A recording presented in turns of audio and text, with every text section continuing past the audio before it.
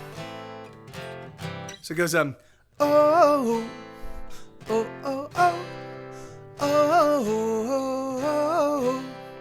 oh, oh, oh, oh, oh.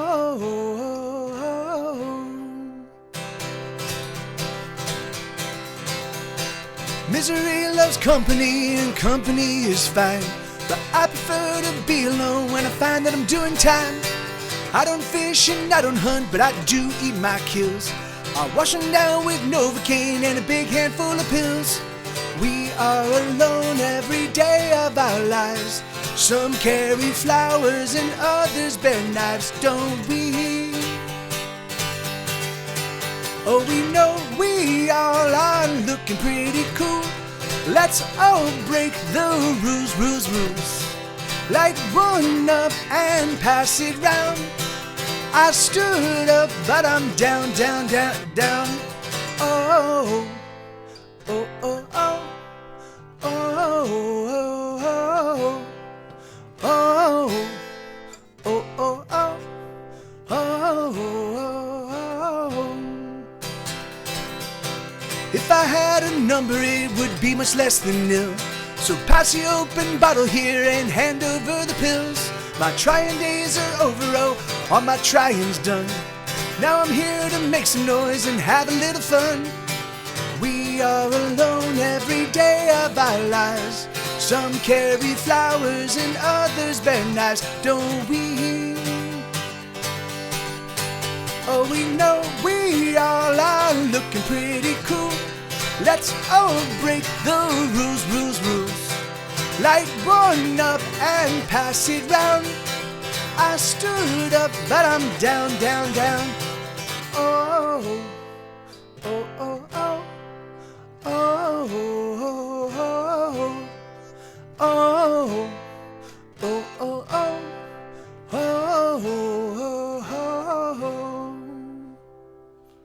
oh.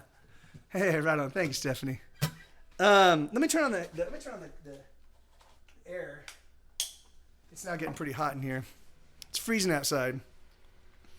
I took Sue in a walk in below freezing temperatures. I live in Austin, Texas. I live in the South because I never want to deal with below freezing temperatures. But apparently sometimes you have no choice, and that sucks. But this is a song called Edgewalker. This is a sing-along. You know it. If you don't, just follow along because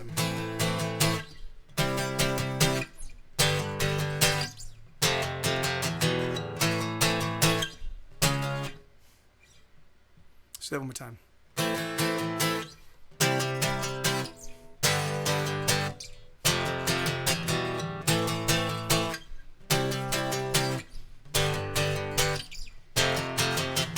Oh, you know that it will be alright. You know you'll feel alright so very soon. Oh, you know that it will be okay. Just let it slip away. What can we do? Let's take a walk up to the edge. Let's dangle from the precipice to our last breath. Let's take a walk up to the edge. Let's dangle from the precipice to our last breath. Oh, you know that it will be alright. You know we'll feel alright so very soon. Oh, you know that it will be okay. Just let it slip away. What can we do? Oh, you know that we are getting older, but we are getting better looking. Close your eyes, another new surprise, another something wicked is a-cooking. Thank you, Dad. Thank you, brother.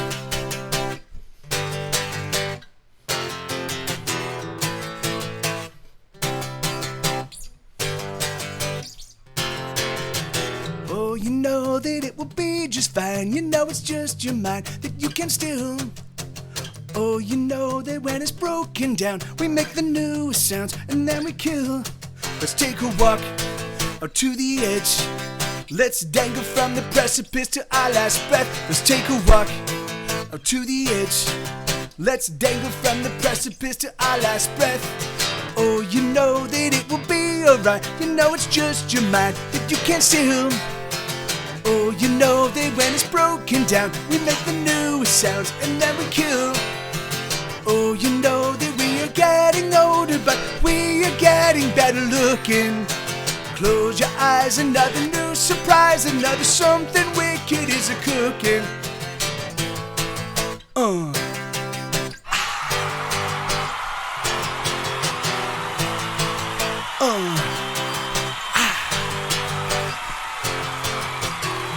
you know that it will feel right. You know it feel alright so very soon. Oh, you know that it will be okay. Just let it slip away. What can we do? Here we go. Let's take a walk to the edge. Let's dangle from the precipice to our last breath. Let's take a walk. Keep this going. To the edge. Let's dangle from the precipice to our last. Keep going. Oh, you know that it will be alright. You know we'll feel alright so very soon. Keep it going. Oh, you know that it will be okay. Just let it slip away. What can we do? Oh, oh, oh, oh, oh, oh, oh, you know that it will be alright. You know we'll feel alright so very soon. Oh, you know that it will be okay. Just let it slip away. What can we do?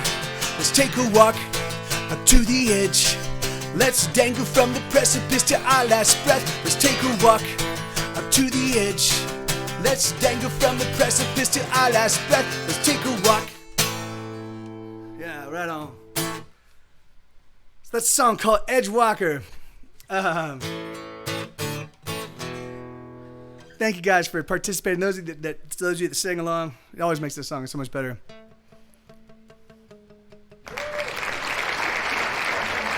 Thank you, Team Stream Cheese. Thank you, Roy. Thank you, Riley.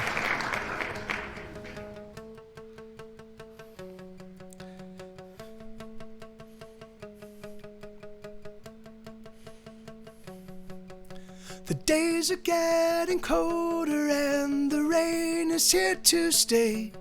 It's another foggy morning, yet another winter's day. And the traffic on the 101 is slow through Hollywood. There's another fatal accident and the view is pretty good from the road. As she watches all the rubberneckers gawking, and the girl in the car feels her heartbeat slowly stopping, and the radio plays, oh the song that she loves, loves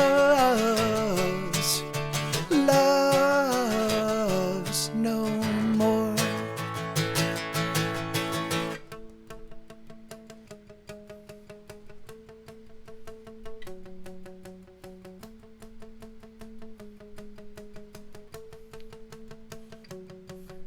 She wrote a book of poetry she never let me read. But when she wasn't looking, I would often take a peek. And she smelled of smoke and cheap shampoo and loved the color green. And she often disappeared in books and liked to sing with me. But she's gone, we're no more, and everything means nothing, and I'll never be sure if we were meant to be something.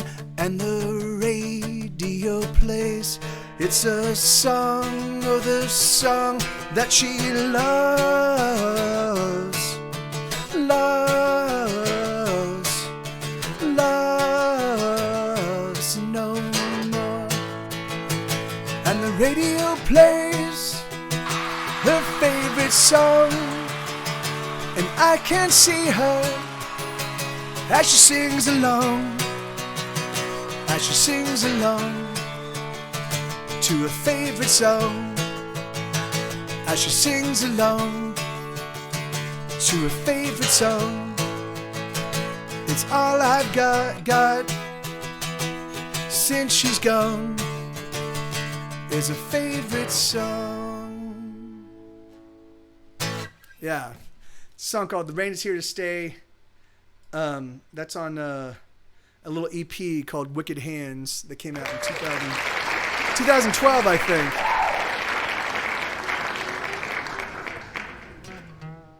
Thank you, Elix. Thank you kindly.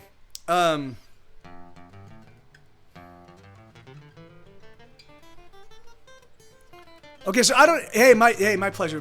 My pleasure, Roy. Thank you, man. So I don't know.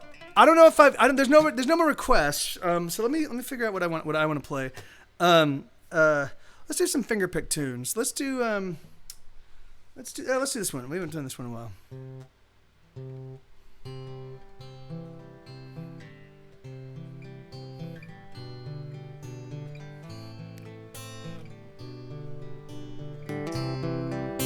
Awesome, Roy. Yeah, right on, man.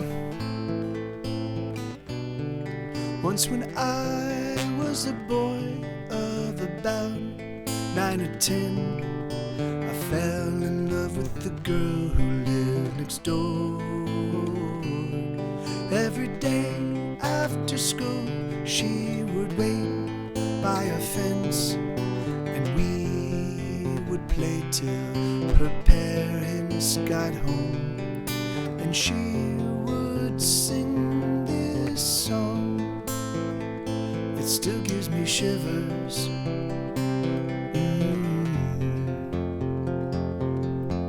Mommy doesn't love me and Daddy doesn't want me, but I'm a child of God. Mommy doesn't love me and Daddy doesn't want me, but I'm a child of God.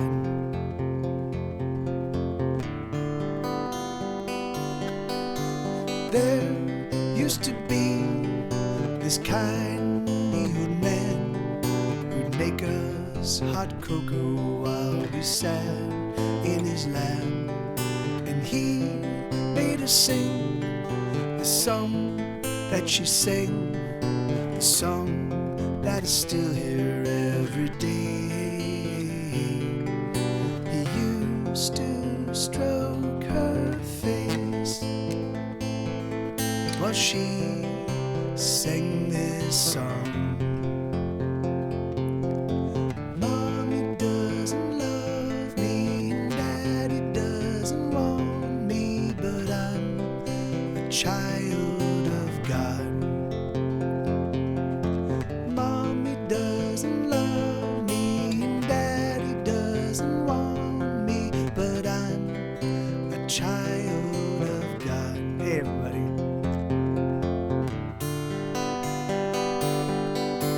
One autumn day, she asked me to wait.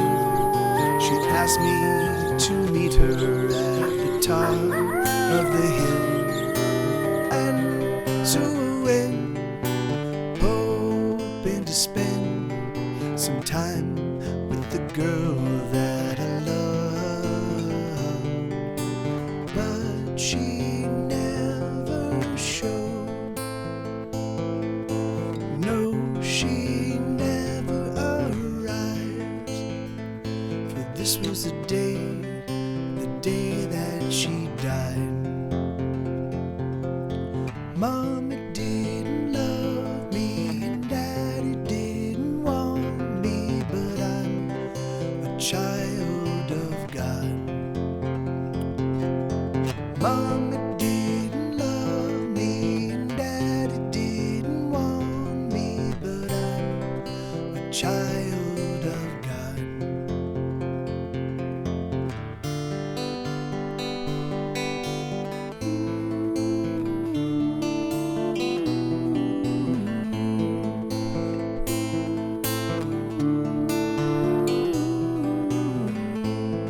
I'm not normally a praying man, but if you're up there, please save me, Superman.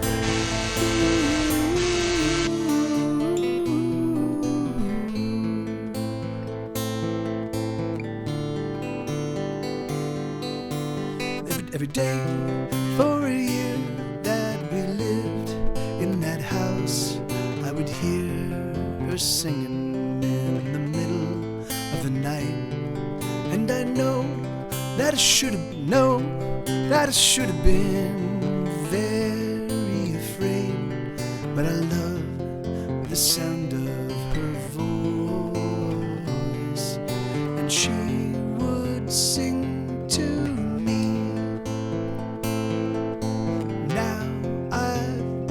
set free. Here's the song I sing for you.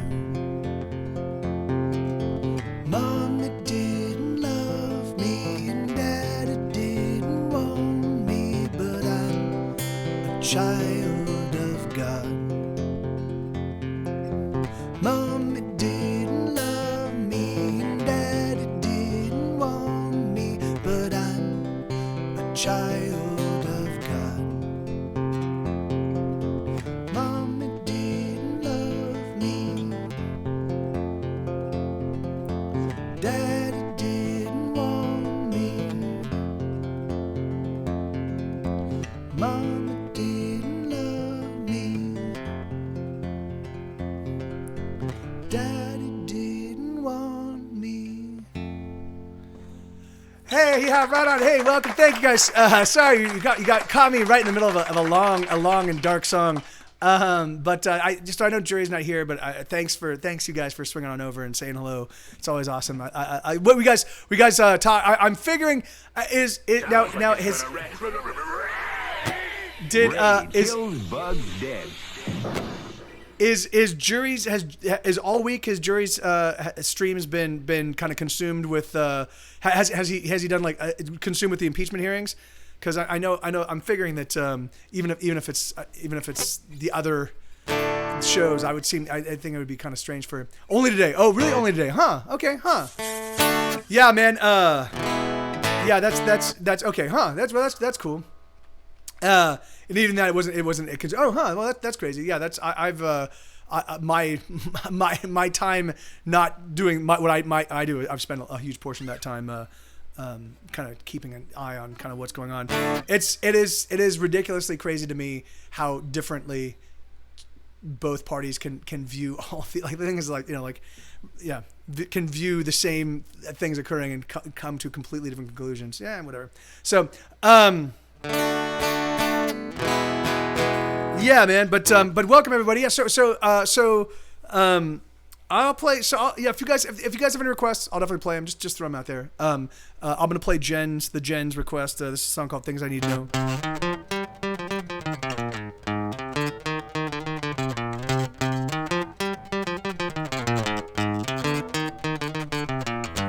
Oh, I wanna touch your skin.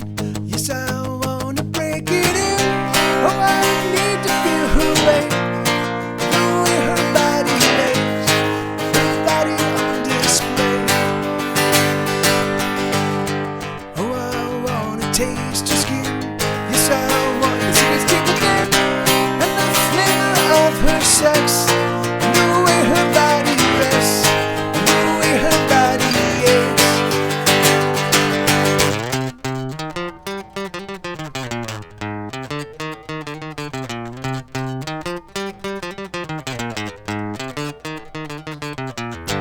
Oh, I need to know her flesh and the softness of her breasts, and the things that make her sweat, and the things that make her scream. I need to know these things.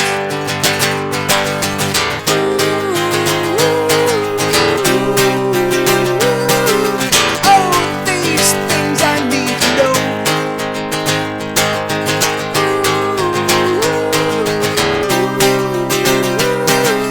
Oh my God, I've lost control. I've lost control.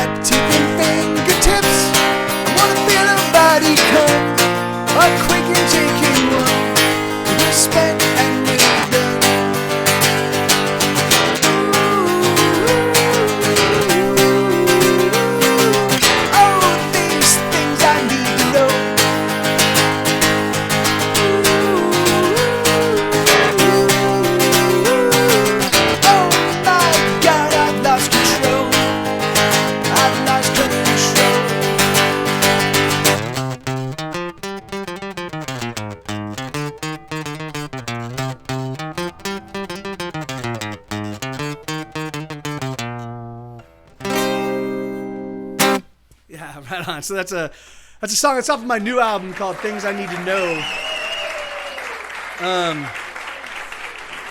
And then this next song. So I'm gonna be putting out in next and probably the middle of next year, or maybe the summer of next year, an album of songs that I co-wrote with my chat. I know it's been a long time in coming. I've just had so much on my plate, you know. So, but this is one of the songs. This is actually the song that generated this shirt. Thank you, Jen. Thank you, Elix. Thank you, Roy. Thank you, Riley. When I was a wee one, I had my first crush. Those tiny false alarms made me blush. That neck, that tush, that horn, that never-ending smile. That's when I knew I was a paleophile. It may be a sin, but that toothy grin drives me wild. I'm not into boys or girls, I just want dinosaurs.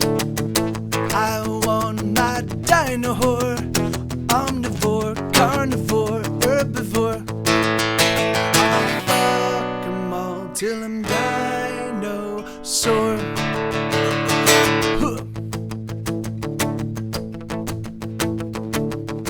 Archaeopteryx, extend those sexy wings. It makes me think the naughtiest things. Brontosaurus with your neck so very long, I could stroke it all night long. Velociraptor, give me some more, you big dickosaur. I'll fuck 'em all till I'm dinosaur. Like a sword, give me your ocean megalodon. Sizosaurus, you shake me, you're breaking my heart.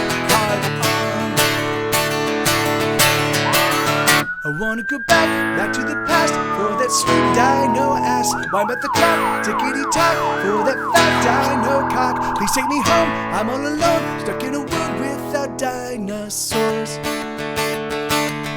Dinosaurs. Huh.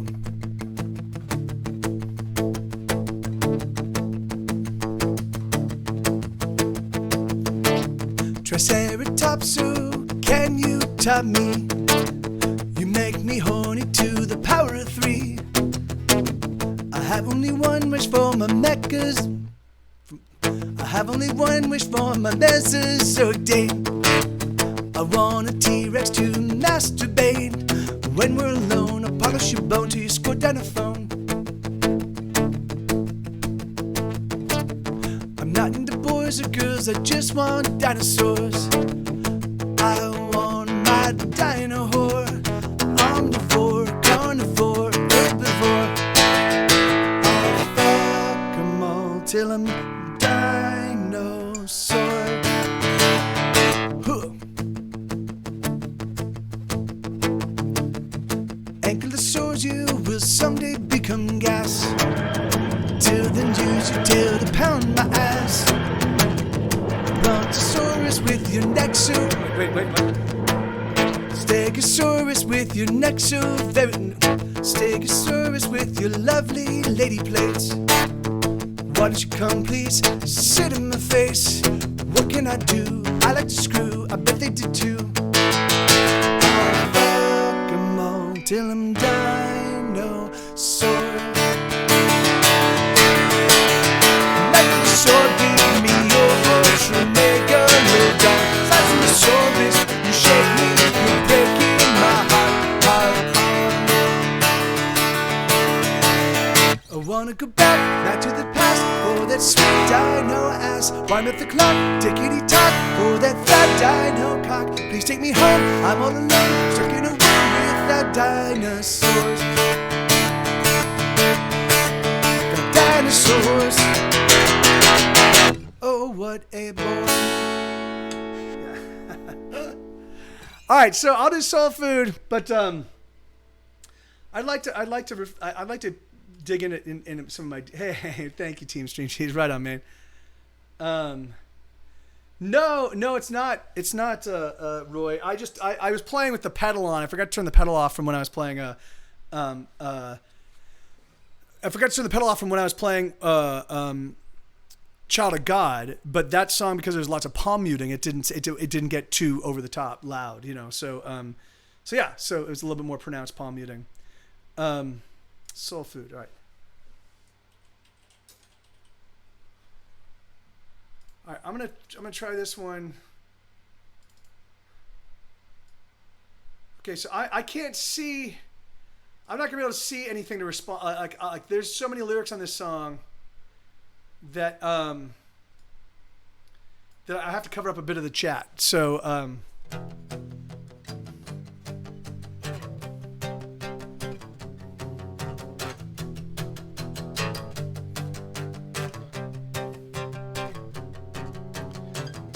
standing at the crossroads with a lantern and a crucifix. As a chilly fog rolls in, I'm looking for the host of sin. Whoa-ho, whoa-ho. The crucifix is upside down, blood upon unholy ground. I mark the dirt with ancient signs. Tonight I'm gonna get what's mine. Whoa-ho, whoa-ho. Rising up from hell below, his eyes aflame with hatred's glow. The devil looks at me and says, son, you're gonna make me miss my shows. Oh, whoa. Son, you're gonna make me miss my shows.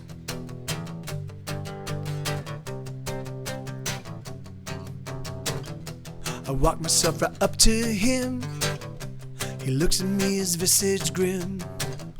I speak, you're trying not to shake. I think we got a deal to make. Whoa-ho, ha, whoa-ho. He tapped his hoof impatiently, and then the devil snarled at me. You know what I'd take from you, what you want for my due. Whoa-ho, ha, whoa-ho. I'm not sure if it's alright, but there's one thing I want tonight. I swallowed and then I said a sandwich is sounding fucking nice. A slice, a slice of tomatoes from the Amazon. Cut them thick and pile them on. And if you can, maple cheese from Yucatan and a slice of guava ham. And if you please, mac and cheese with slices of spam, lentil beans with hints of clam. Don't be holding back on me, give me everything I need. Give me everything I need.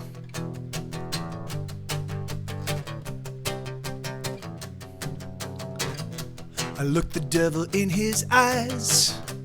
He was looking stupefied. This is for your mortal soul. Are you sure you don't want more? Whoa-ho, ha, whoa-ho.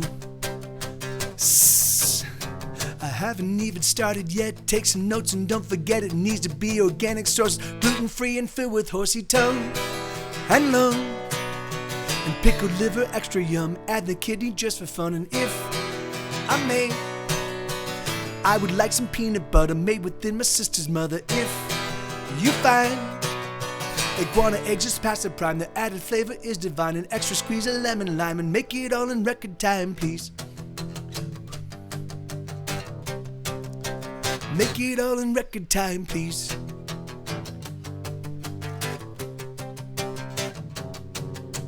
Do you got the sandwich order? Cause I'm gonna clear your larder. Ditch that foolish gaping jaw. Get on the ball cause I ain't slowing down. Don't drown the tender gopher meat and sauce with spicy mayo would be boss. And don't forget the beaver bacon vinaigrette. I'm going through the alphabet. And could we try Father Odin's pickled eye? You can get it, don't deny. Slice it up nice and thin. Agent Lung and Martian gin. Otter nostril stuffed with platypus nipples. Crocodile tear soaked weasel wang pickles. Mayo made from ostrich eggs. Special fancy coffee dregs sprinkled with banana slugs. And don't you dare forget the nuts. Candied rabbit buttholes would be a tickle. Unicorn blood, but only a trickle. Pressed between some Wonder Bread. The crust you know I won't be fed. Wrap it up and pump a nickel. Toast it up and don't get fickle now. Toast it up and don't get fickle now.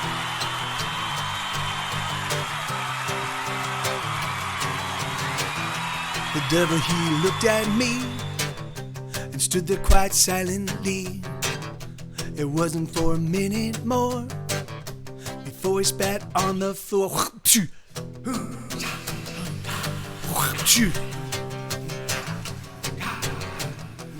What the fuck is wrong with you? When you were young, did you eat glue? And without another word, he walked away and flipped the bird. Whoa, oh ho, oh ho, oh ho, oh ho. Yeah.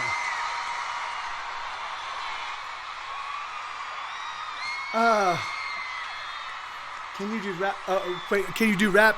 No, I mean, well, rap is just rhythm. You know, the thing is, I mean, I can appreciate rappers that come up with interesting rhythms, but like rap is pretty boring for me. I mean, I can appreciate the rhythms. I can appreciate it. You know, like often the lyrics don't hold any interest for me.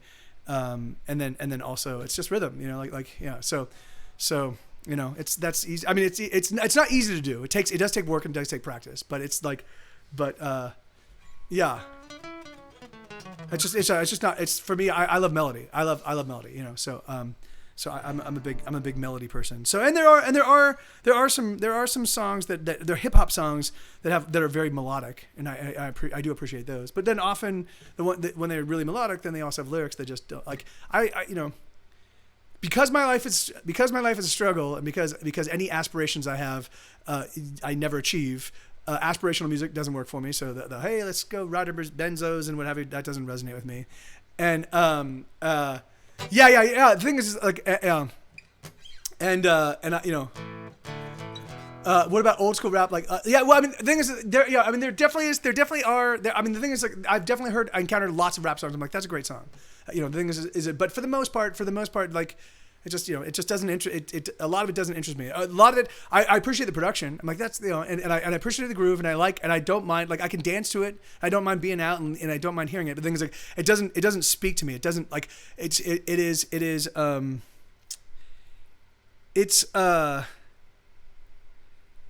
let me try to find the perfect metaphor. It just, yeah, the thing is that, like, it's like, I appreciate good food, and I like all kinds of good food. If it's made well and it's delicious, I'll eat it, you know.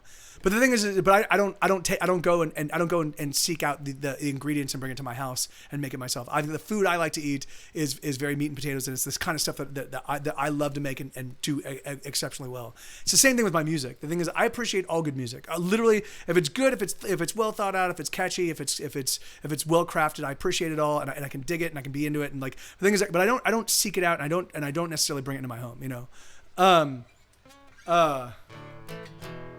That's really funny, man. The Ghetto Boys, their producer Peter Reardon he was a friend back in the day, and he's still good friends with Schmed, and he's the guy that actually creates the Shadow Hills compressor and the Shadow Hills. It was a mastering compressor, and it was a and then a preamp, so some like an 8-channel preamp I sold for Schmed here, and we ended up interacting with Peter. I didn't talk to him in years and years and years, but I still didn't talk to him. But it's really funny because I look at the Ghetto Boys as being like a sort of a seminal rap act, and I'm like that's so weird that I'm like 1 degree of separation from them. So, yeah, I get that, Justin. Right on, I get that. All right.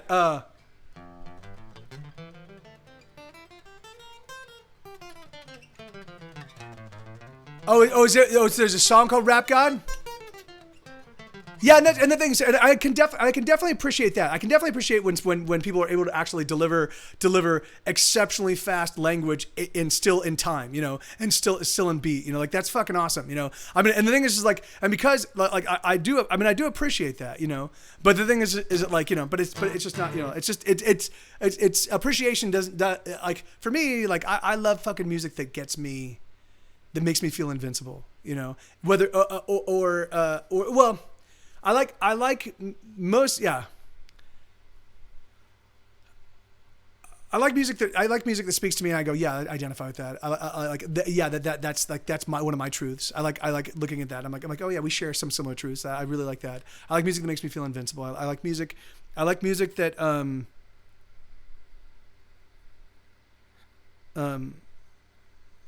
I like important music. I like music. That's the thing is I like music where they're striving to say, look, these are critical things in life, kind of music. The thing is like, I don't have a lot of time. I don't have a lot of time for listening to, first off, I don't have a lot of time for listening to other music because I'm making music all the time. So when I do listen to music, I want to make sure that, like, I'll listen to my friends' bands because I love them and I'll listen to my friends' bands.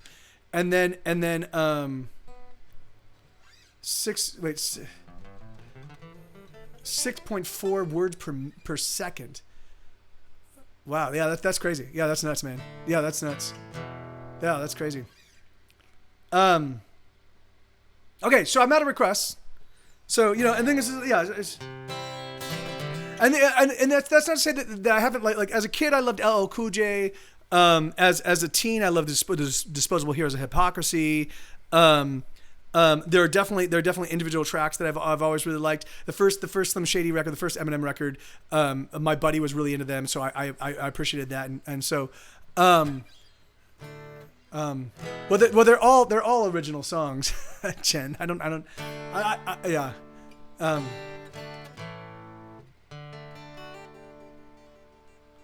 Doppelgangers. Oh yeah, here. I didn't even see. I guess these were populated, and I didn't even realize it. So here we go.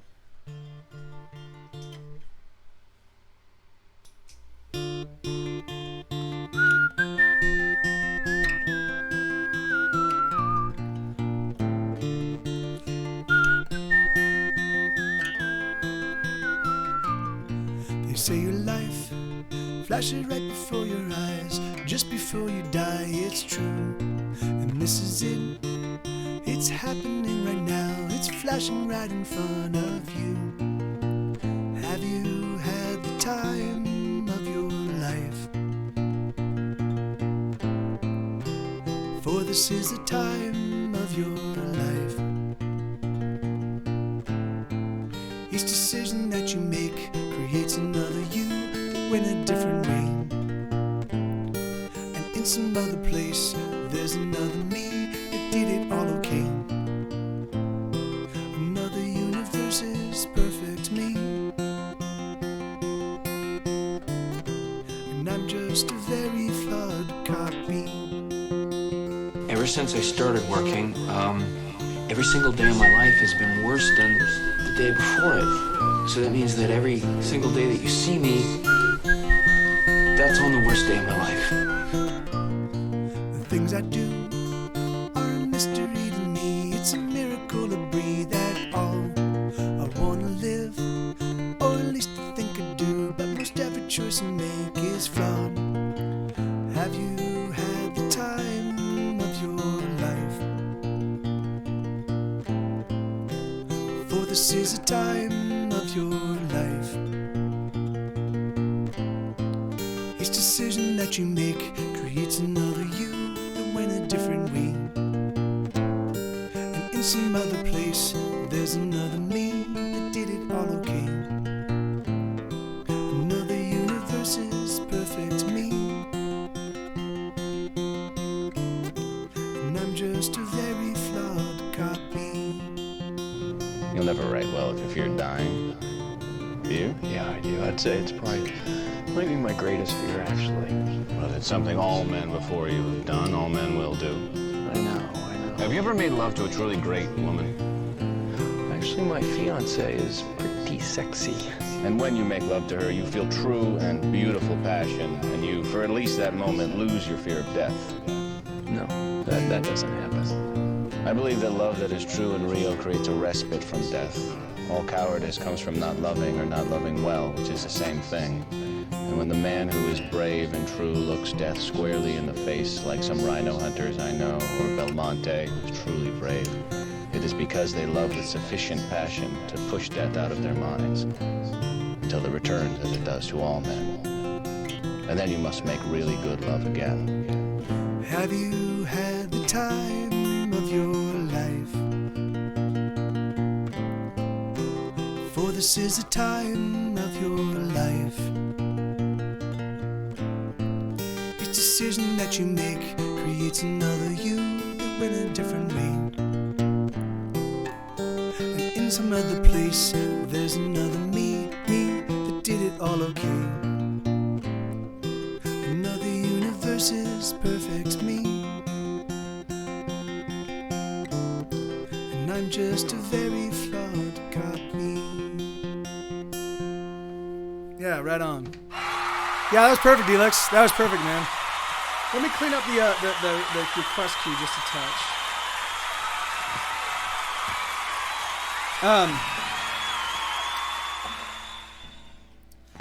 So Waffleophagus, I actually have your book, man.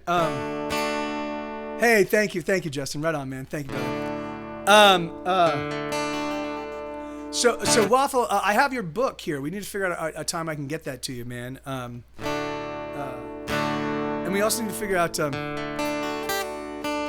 Yes, you do. That's correct. But although I do have to say I do have to say that oh yeah. So if you guys let me make you aware of this. So I'm a fucking terrible shill. I can't sell my shit to save my life. But these are the books that I made. This is my first record. This is my second record. I plan on making 16 albums worth of these. So there will be eventually 16 individual books. It's basically chord charts, lyric sheets, illustrations done by me, and anecdotes that went into anecdotes about what went into the songwriting. And the like recording of each of these songs. It's they're exceptionally high quality. What I did is when I made these, I just checked literally the highest quality of everything as I was using a web form for my printer. And I just checked the highest quality, absolutely everything. So they cost me about $15 a pop to make. So they're pretty expensive, but they're limited edition. They're fucking amazing. And then I've got and then this is Ordinary World, which is my second album. And then I'm gonna be and so they just went in the mail. Rooster Bat, they just went in the mail yesterday. In fact, I need to reach out to you, dude. Or I reached out to I think maybe the wrong email because anyway. But I didn't have any double XLs of the Claudia shirts. I do have some double XLs of some other Get Set Go shirts, but I just wanted to figure out the thing is like I handmade a bunch of Get Set Go shirts. The double XLs feel like triple XLs to me. I've kind of put them up against others. So I just was thinking that if you and I wanted to get together and just kind of do like a Discord phone conversation, I could just hold them up and you could tell me which one you want and what size you want. Because the thing is like I can do some size comparisons. Because the thing is that like I just couldn't. I'm out of double XLs on the Claudia shirts. But anyway, so okay, awesome. So what we'll do is why don't we just reach out to me after the show and we'll figure it out and I'll kind of set up a time and then I'll just put it in the mail separately. I still have to do a couple more things. I'm still waiting on like Curtis LaRock's address, somebody else's address, so I'm still going to be doing at least one more mailing. So and I do so I do have a fulfillment site that I haven't gotten the stuff. I haven't gotten the information to my buddy. Papercat, one of my mods, he's actually reconstructing my site for me and building a store into it it'll just kind of automate everything. But it's not up and running. It's entirely my fault. I just didn't get him the stuff that I need to get him. But Justin, if you want to just reach out to me directly via email, getsetgoer, GETSETGOER @gmail.com, and then let me know what you want. So I've got all 6 of the actual physical discs that are available. So I've got here's So You've Ruined Your Life, the album. Here's Ordinary World, the album. Here's So You've Ruined Your Life, the songbook. Here's Ordinary World, the songbook. So they're made to look exactly like the albums. And so because I stopped making LP or physical CDs, I wanted people to at least have something to represent the actual albums, because you can listen to all my music for free on Spotify, right? So it doesn't make any sense for me to manufacture and then store a bunch of CDs that move kind of at a couple units a month. But having 125 books, and selling half of them right in the Kickstarter, and then hanging on to the rest and kind of selling them over the course of the next year, that I can do. That makes a little bit more sense than me pressing up 1,000 discs of each album and then kind of sitting on them. So. Yeah. So if you guys have any, I feel like this lyric book idea will catch on with other. Yeah, I think so, Justin. I think that once people actually see like that it's possible to do and it's possible to do in short runs, I'm fairly certain that it will become a thing, and whatever. But it's really funny. It's really funny because my friend of mine, she was like, hey, why don't you just do this? Like, why don't you reach out to other bands and be like, I can do all this. If you guys just give me the information, I can put them together for you, and and you can make the little cottage business. I'm like, that's a great idea. Except that's not the business I want to be in. My job is to be a musician, and I want to write music, and I want to put out records, and that's all I want to do. So you're right. It would be I could make a lot of money doing it. I don't want to make a lot of money. I want to do what I do. I want to make music. God damn it. But the thing is, yeah, so. But you're right. So,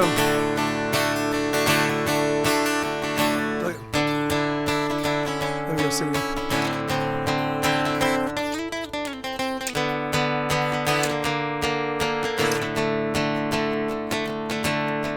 Peter climbed into. Wait, Peter. Shoot. All right, here we go. Oh yeah, awesome. I will in just a bit. As soon as the stream's over, Justin. There's so much work I need to get done. I just have been putting off. I finished streaming yesterday, and I had some food with Katie, and then one thing led to another, and I didn't get much done. So I'm gonna just work all day today and get all my ducks in a row. So.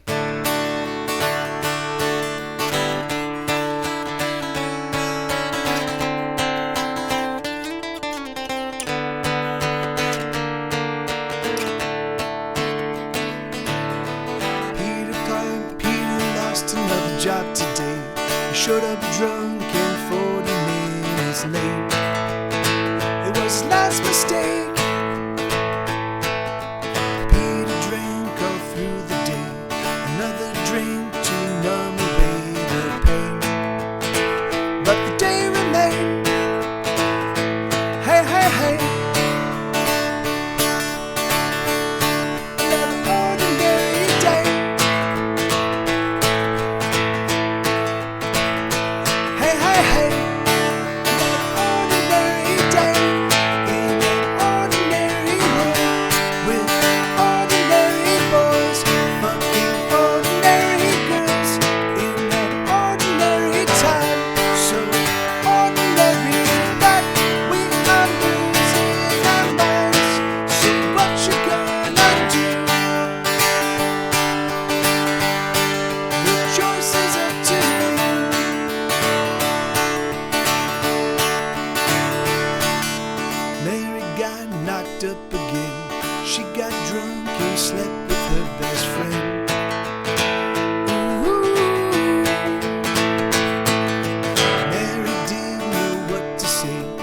She knew that her best friend was gay.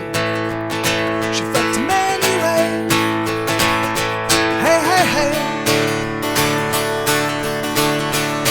Another ordinary day.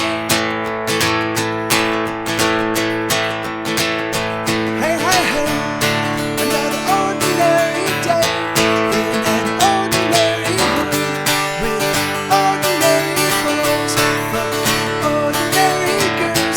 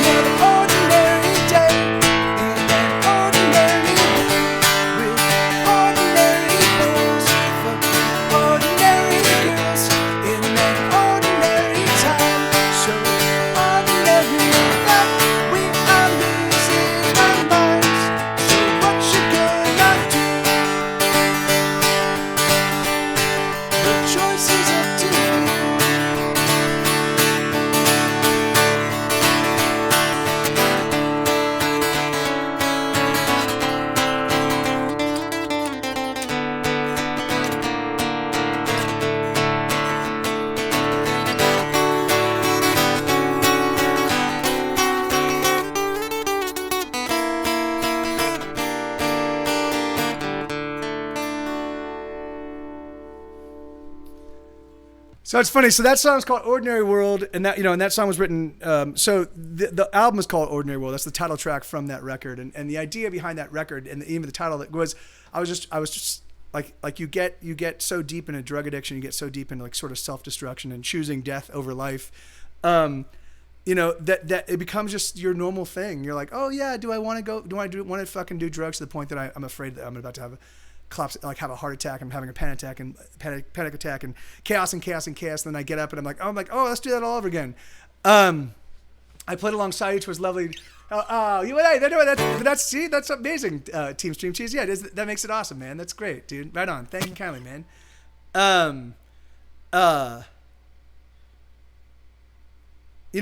so I was trying to say yeah, this is my world. Like this is my everyday. This is my normal everyday being, and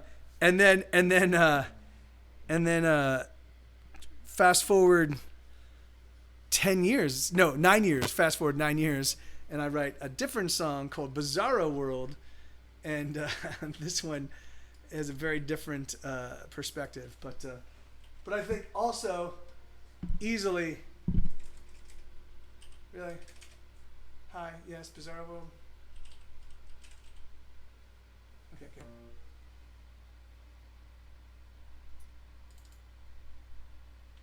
Oh, yeah, amen, Team Street.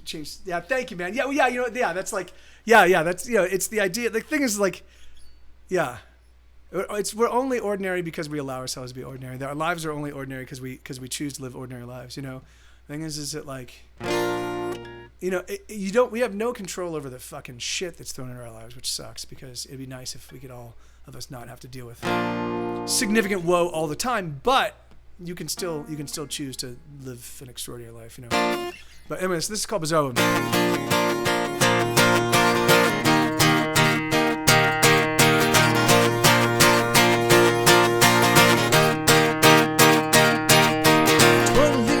Executed by some crazy gunman. 3,000 pederast priests touching little boys. I'm in Bizarro world. I'm in Bizarro world. I'm in Bizarro world. I'm in Bizarro world. 1% control, half of the world's money. 842 million people need food. Bizarro world. I'm in Bizarro world. I'm in Bizarro world. I'm in Bizarro world. Out there, can you help us, Superman?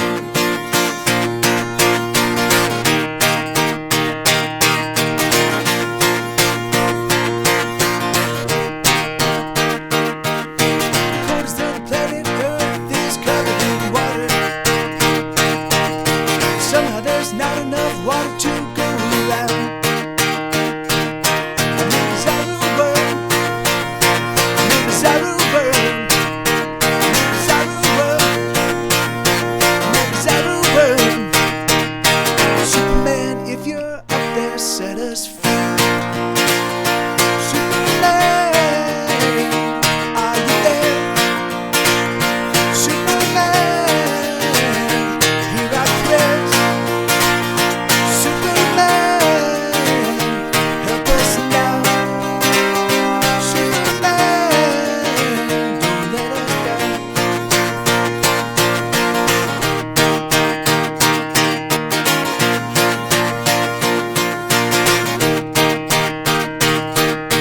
Go the polar caps, I hope you got a chance to meet them. They seem pretty cool, it's too bad they had to go. I'm in Bizarro world. I'm in Bizarro world. I'm in Bizarro world. I'm in Bizarro world. Money, money, money, money, money, money, money, money. Money, money, money, money, money, money, money, money. I'm in Bizarro world. I'm in Bizarro world. Bizarro world. I'm in Bizarro world. Superman, if you're up there, set us free. Superman, are you there? Superman.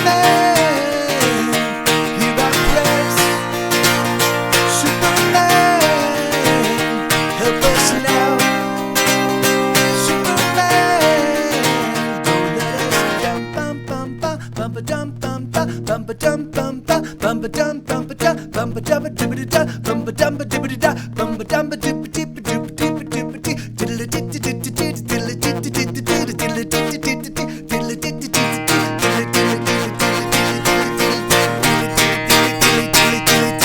Superman, if you're up there, set us free. Superman, I never saw you well. Superman, I never saw you well. Superman, I never saw you well. Superman, I never saw you well. Yeah, man. Anyway, that you know, that song was sort of a snapshot in 2015. I'm not normally a praying man, but if you're up there, please save me, Superman. That song, hold on, give me 1 second. I think these are the proofs. Yeah, this is proof. This is proof. Wait, hold on. Yeah, okay, let me put these aside. I've got a couple of books that I have to hand off to people here in Austin, or I don't have mailing addresses for it. I don't want to get confused.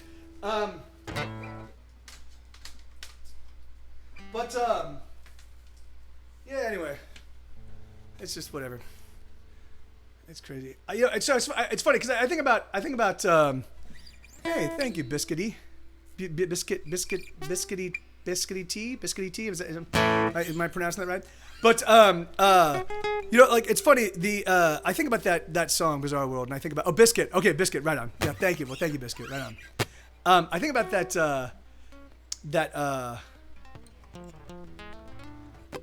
you know, that song and you know, I think like so the idea was sort of lampooning the idea of trying to pray things away, because the thing is, like for me, which I feel this is my heart of hearts. I'm agnostic, right? So I don't believe, but I don't not believe. I just leave it to be considered when the time comes. You know, the thing is that because I'm busy dealing with just life right in front of me, and I do think that I think that this planet has all the resources necessary to take care of every single person on the planet Earth. I think we could all be fed. I think we could all be sheltered. I think we could all be safe. I think we could sort out every problem without violence.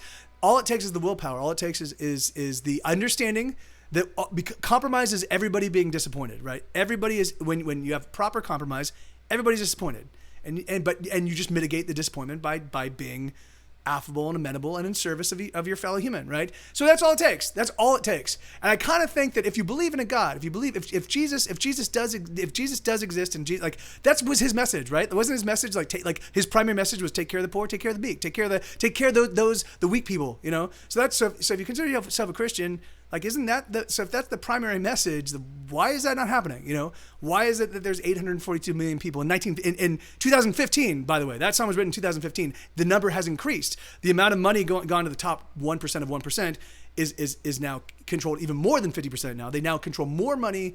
Anyway, it just breaks my heart, man, because it's like the things like, so here we are. We've been given this beautiful gift. Here's this world with all of the resources and all the things necessary for us to like take care of not only us, but the planet itself and all the other species and we've been given these massive supercomputers, brains on the tops of our necks to figure this stuff out. And instead we run around. Amen.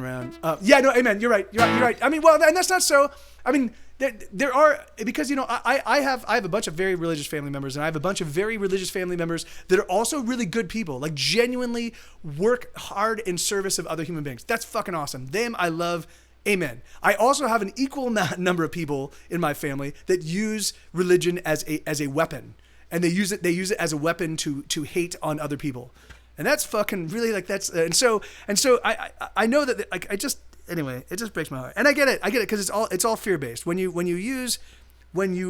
are archly opposed to anything, when you have hate in your heart, or when you have intense, you know, it's usually fear based. You know, the thing is, even all I look at all of this stuff that I get really vexed over, and I follow it down to its root core, and it's always fear. You know, So I get it. So the thing is like, and that's sad, because the thing is because those fears, there should be, the only fear that we should ever have, if anything at all, is just an untimely death and the impact that's going to have on the people that love us and the people that we love, you know.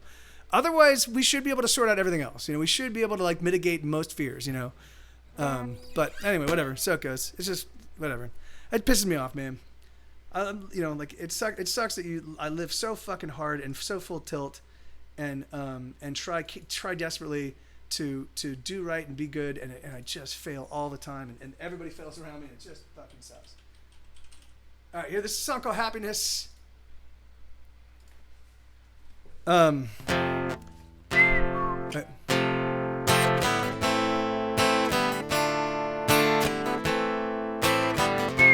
Wait, oh no. Oh shit, I was blasting the guitar. Sorry about that, guys.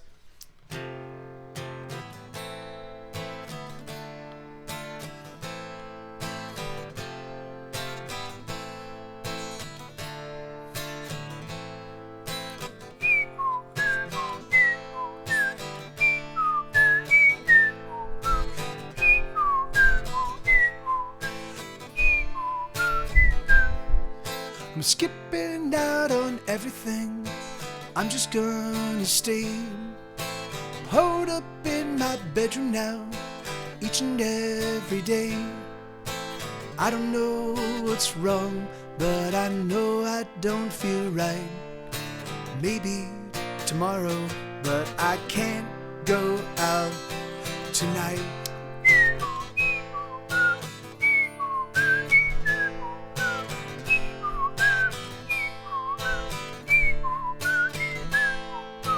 Turning off my telephone, I don't wanna talk. I'm taking off all my clothes, except maybe my socks.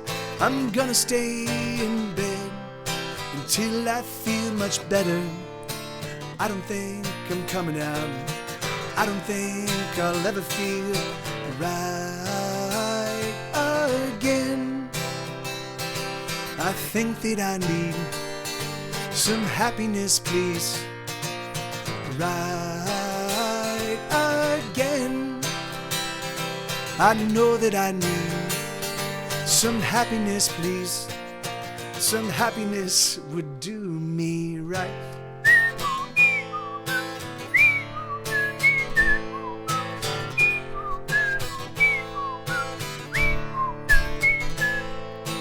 I don't know what time it is. The shades have all been drawn.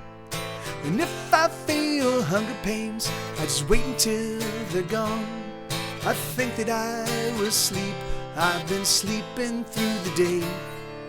Sleep until I can say that I feel right again. I think that I need some happiness, please. Right again. I know that I need some happiness, please. Some happiness would do me right. Yeah, it's so funny. I only get those strumming patterns. They're really. This is the only song where I use those kind of the strumming patterns, and so. I don't think coming out. I don't think I'll ever feel right again. I know that I need some happiness, please. So it's these weird like doon don't do doon back doon, and but then the one right before it is a. I don't think I'm coming. I don't think I'm coming out. I don't think I'll ever feel. And that one, so that's got some push. Anyway, it's just some two weird kind of strumming patterns I don't ever use right up against each other, and so I don't get it down until the very end of the song. Like awesome. I just need to play that one a little bit more often. But thank you for bearing with that. And then this is a song called "We Slay Giants." And just so you guys know, I've only got about another hour and 6 minutes in my stream. And then I'm gonna go try to sort out all of. Hey, Rooster Bat, thank you, brother. Thank you so much, man. Thank you, dude. I'm gonna go try to sort out. So I'll reach out to you, Rooster Bat, after the show. I'll try to sort out Justin's thing, and see if you know. But if you guys, and again, so if you guys are interested in picking up one of these books, there's only 125 of them. I'm probably not gonna make any more. So I'm putting up 125 of each individual book. They're pretty expensive because they cost me $15 a pop to make, you know. I learned when you have 8 notes and 16 notes together, it helped if you downstrum on the 8th notes. Yeah, it's funny. I for all of that stuff, I just kind of intuit. I kind of intuit the rhythm, right? So the thing is like so when I play it a lot, and that happens with like the.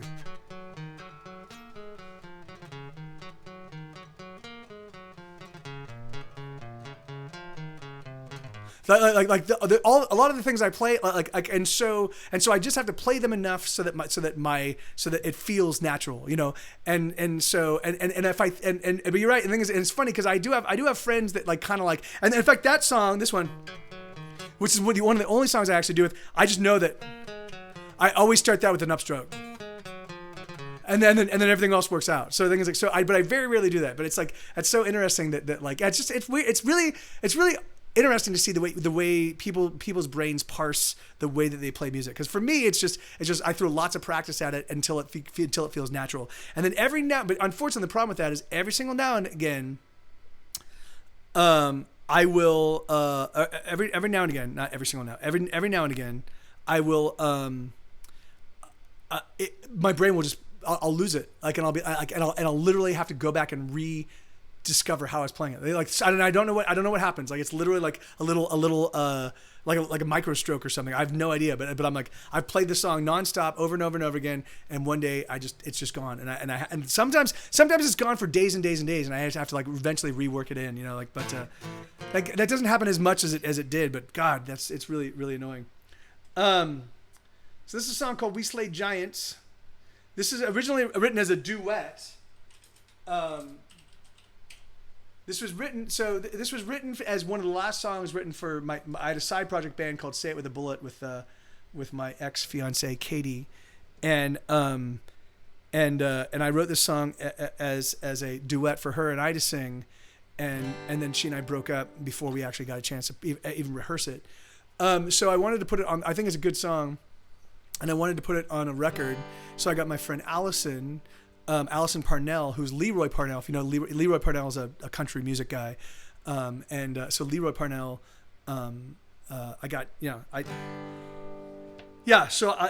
his daughter sang the song with me. So here it goes.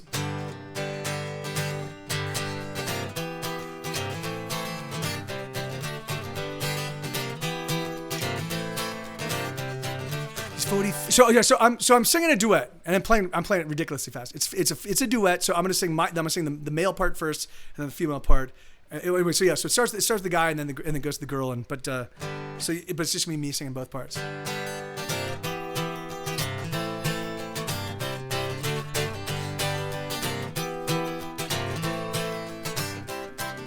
He's 40 feet if he's a foot. To take him down will be hard put. But this is what we do, you see. Oh, we slay giants, don't we, you and me?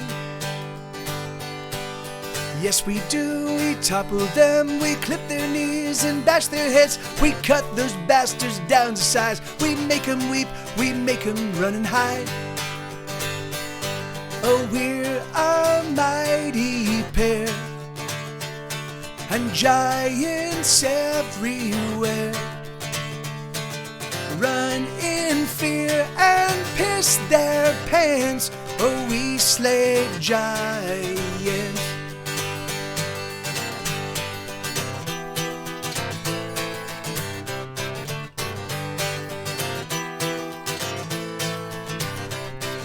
But is this one a bit too tall? He towers over one and all. Oh, maybe we should let him go. Let someone else take up the mantle. Oh, come, my love, never fear. There's never been a giant here that you and I can't overcome. You hit him low, I'll take him from above. Oh, we're a mighty pair, and giants everywhere run in fear and piss their pants. Oh, we slay giants. So let the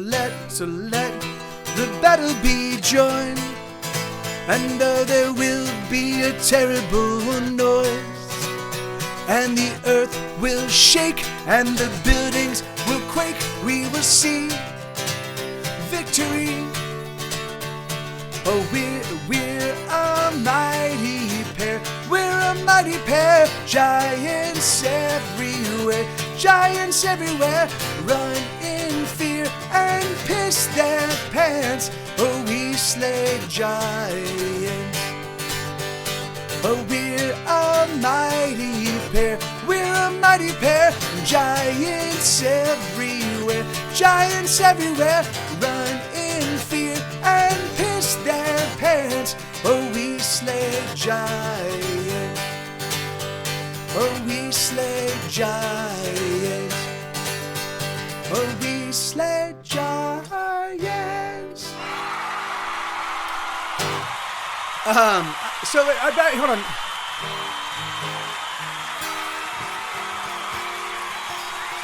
But actually I don't Justin so much. I don't want you. I feel bad. I don't want you to think that I'm being dismissive in any way by any stretch of the imagination of what you're saying. The thing is, it's like it's funny. I just don't. I don't think about unless like the only so I don't really think about how my strokes. You know, I don't think of the up down. I just kind of play. So let me see. So you're saying you have eighth notes and 16th notes together. It helps if you do downstrokes on the eighth notes. So let me just think about that for so.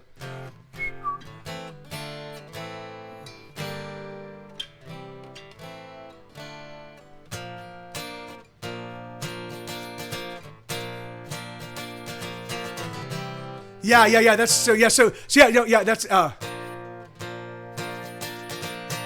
You know, but you're right though. You're actually right. So, because what I was yeah, and I should have done. And you're totally right. The thing is I just didn't. I didn't like. That's the thing is that because I haven't played that song in so long. I didn't even think about it. You know, like I didn't even. Oh God damn it, Bobcat. Sorry to hear that, brother. Yeah, I'm 100% certain my teeth are riddled with cavities. I haven't seen a dentist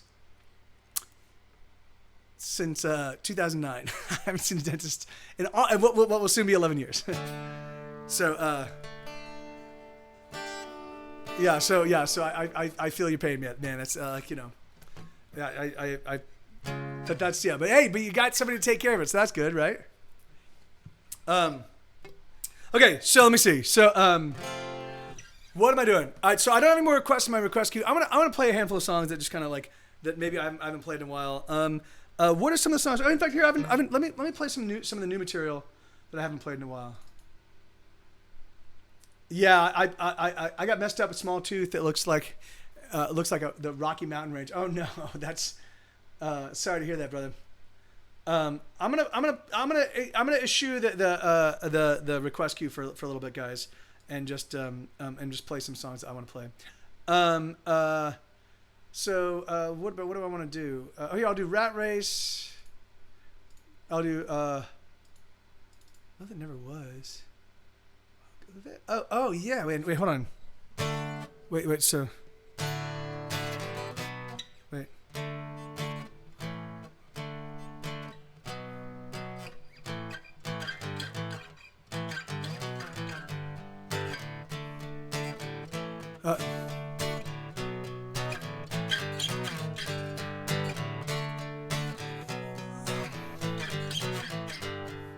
I walk a very lonely road, and I am saddled with a very heavy load, and I know I'll never fall in love again, and I know I'll never fall. Wait, that's not. I know I'll never fall in love again, and I know I'll never fall in love again. Goodbye to the love that I'm dreaming of. Goodbye to the love that never was.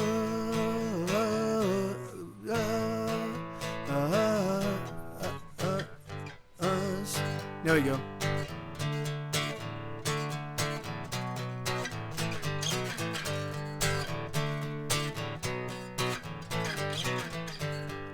I walk a very troubled road. My head hangs and my heart is always broken. I don't wanna fall in love again. Yes, I don't wanna fall in love again. Goodbye to the love that I'm dreaming of.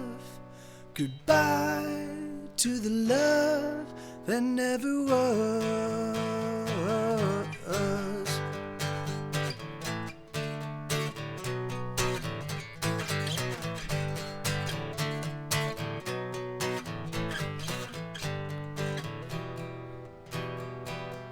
And soon I will be through. Oh yeah. And the pain will all be too.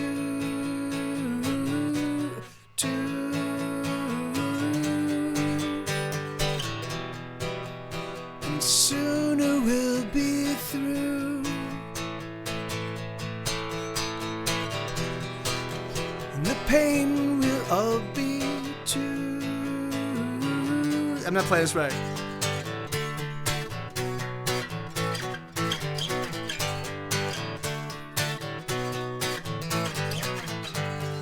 I walk a very lonely road, and I am saddled with a very heavy load, and I know I'll never fall in love again. Yes, I know I'll never fall in love again. Goodbye, goodbye to the love that I'm dreaming of. Ah, fuck it. Anyway, yeah.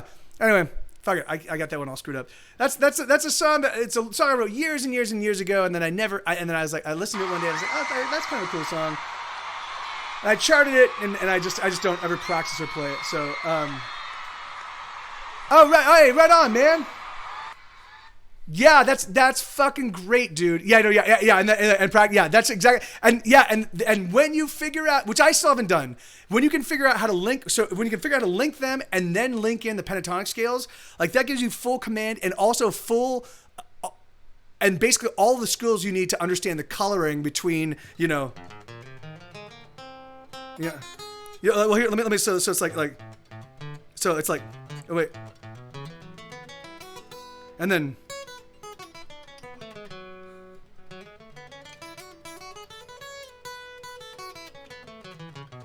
So yeah, and then once you got that, man, it's like you got all the tools. I'm like, so I know I'm so close, and I just don't put. I practice them all the time. I just haven't spent a lot of time linking them up. But once you do, oh god, it's fucking great. And I can if you want, I can walk you through how to link them again. So there's Ionian, Dorian, Phrygian, Lydian, Mixolydian, Aeolian, and Locrian. And then when you realize that the relative, anyway, that you can actually play the relative minors, or there's not even the relative minor. There's other somewhere in the circle of fifths. There are other boxes that you can play over that where almost all of the notes fit perfectly, except for like there are a couple that end up being like what they sound like blue notes, So I'm like, wait, what? So yeah, it's fucking awesome. I'm so excited. The thing is, for me, it's like I'm not in any rush to figure it all out, because the thing is like because I figure out a little bit and then I write a whole bunch of songs and I use it nonstop, and then I get and then that becomes kind of force a habit, and then I move on and I do add something else. So like if at the end of my days I finally have music figured out, that'll be awesome. Like if I finally get to the very tail end as an old man, like 6 years from now, right on my deathbed, I'll be like, oh, I finally figured it out, hooray! No, that's not gonna happen. But anyway. And great to see you, Isabella. Oh yeah, awesome. Well, right on. Well, it's great to see you. Okay, so here, let me do the rat race, and then I'll play these other two requests. So I'll do Do Over and Devil's My Elevator. If you join, I have to force myself to stay focused and not try to write songs. Yeah, that's what I mean. Yeah, that's the. So usually what I do is when I first pick up the guitar, I will run through the modes and the pentatonic scales, and sometimes I usually do them in F, or I usually do them in F. So, well, but or I guess F and then F minor for for the pentatonic scales, and then F for the because it just starts right here and it kind of allows me to move all the way up. But sometimes I'll change it. I'll do it in A, or I'll do it in a different key just to kind of like get an understanding. And when I change it, and when I do it in A, then I'll do the second. I'll do the major scale pentatonic. So.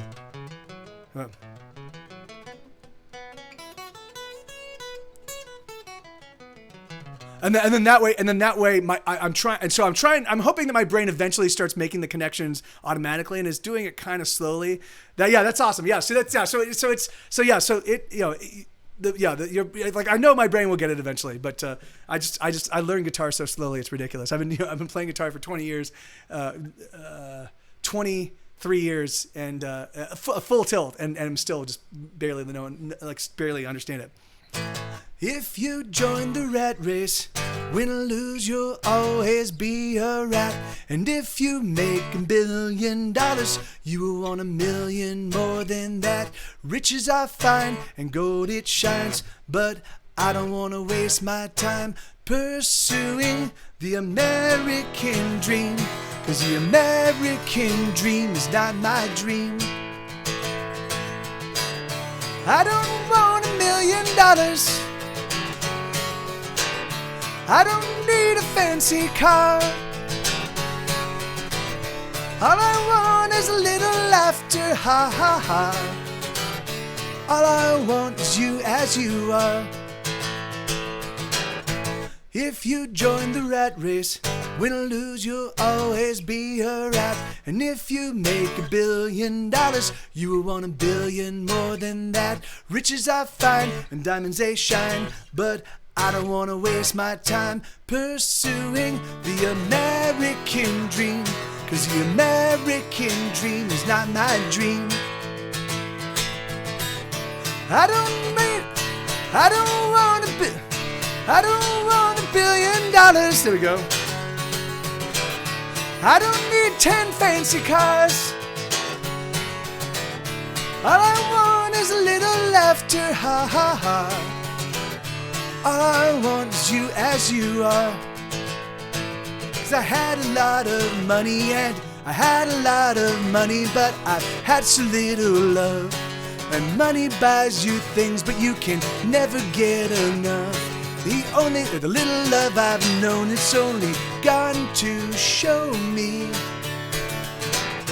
If you join the rat race, win or lose, you'll always be a rat. And if you make $1 trillion, you want $1 trillion more than that. Riches are fine and rubies they shine, but I don't want to waste my time pursuing the American dream. But the American dream is not my dream.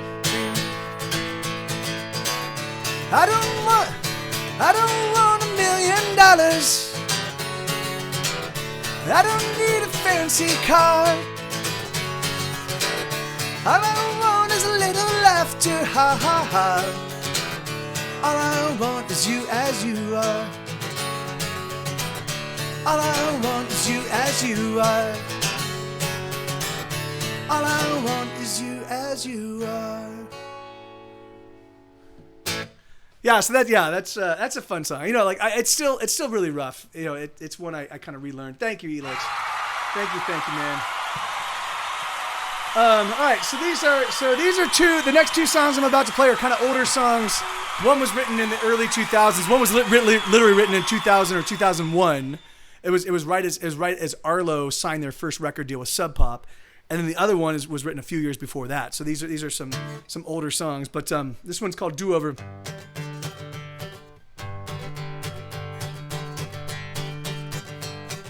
The president's a liar and the people are stupid and no one really gives a fuck. Everyone's a racist, everybody is a liar and everyone is playing rough. The world is all fucked up, my friend, as bad as it's ever been. And someday soon, the world is gonna end, we'll begin again. The kids are all screwy, the economy's kablooey, and there's thieves at every turn. There's nobody that we can trust, and everybody's getting burned. The world is all fucked up, my friend, as bad as it's ever been. And someday soon, the The world is gonna end, we'll begin again. Do do do do do do do do do do do over. Do do do do do do do do do do over. Kids are on drugs and the odor insane, and there's traffic on every street. Workers for assholes, but everybody's working just to make ends meet. The world is all fucked up, my friends, as bad as it's ever been. And someday soon, the world is gonna end, we'll begin again. Do do do do do do do do do do over. Do do do do do do do do do do over. The cops corrupt and the prisons are full and the lawyers are crooked men. Guns been shot, Jesus crucified, Knox been laid to rest. The world is all fucked up, my friends, as bad as it's ever been. And someday soon, the world is gonna end, we'll begin again. Ba-lum boom boom ba da dum boom ba da do do do do do do do do do do do do over. Do do do do do do do do do do over.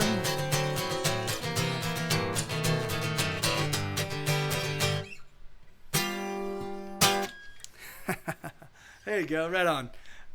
The devil is my elevator. Hey. Dino DNA. Thank you, Bobcat, and thank you, Riley. So because this is a song I wrote a long time ago. The reason why this didn't make it on any record is because I didn't realize, but I don't think I intentionally ripped him off. But this little opening riff is exactly the same as "Welcome to Paradise" by Green Day. I think I don't really know that song that well, but it's the exact same riff. So. Yeah, the scat line is actually supposed to be there's a viola lead on the actual song, Justin. Yeah, whenever I'm doing, well, that's not so. Sometimes I'm scatting because the song actually calls for scatting, and then other times I'm just basically trying to like I know there's cool melodies that are sort of like integral components of the song, and so I'm like, fuck it, I'll just sing them. I'll sing them or ooh them or yeah. So it's a little bit of both. Particularly recently, I've been throwing a lot more actual scatting in because it's just fun. It's fun to do, and I think I figure the more I do it, the better I get at it. So I might as well do a bunch. Oh, Burninator. Yeah, I can do that in just a second.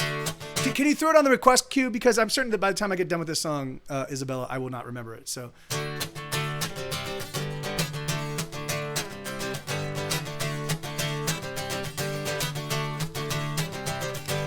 Everything is made decay and nothing here is gonna remain, and I know that it's so. My soul is ragged and rent, my innocence is all but spent, and I know that it's so.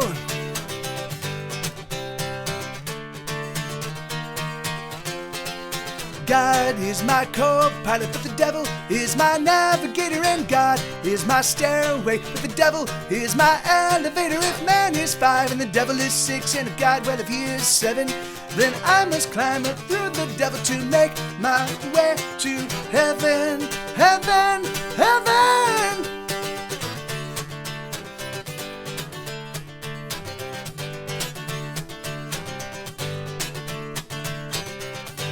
Everything is made decay and nothing here is gonna remain, and I know it's so. My soul is ragged and rent, my innocence is all but spent, and I know it's so.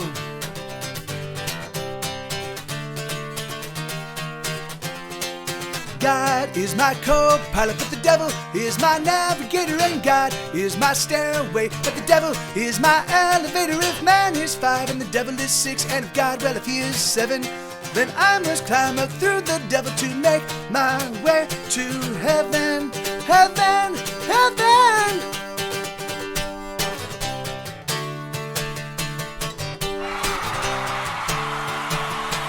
What now? How long have you been around? What are you gonna do now? How long have you been around? Down we go. Some take the ladder, but jumping is faster. Let's never slow. Pick it up, faster and faster. Down we go.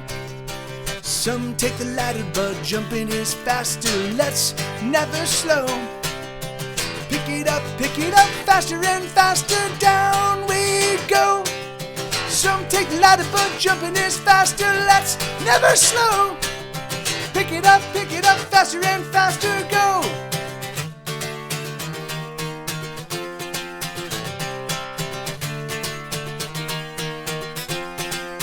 God is my co-pilot, but the devil is my navigator, and God is my stairway, but the devil is my elevator. If man is 5 and the devil is 6, and if God, well, if he is 7, well, I must climb up through the devil to make my way to heaven, heaven, heaven.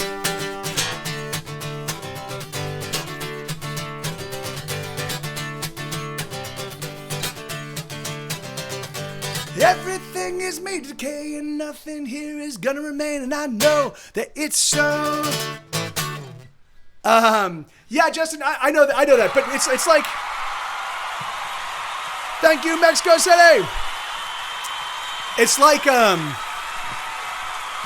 in the same way I would never write a song that used Nirvana's "Smells Like Teen Spirit" opening. You know, I'd never write a song like there are certain chord progressions and strumming patterns coupled with those chord progressions that just signify so deeply and resonate so deeply with the people that know the songs.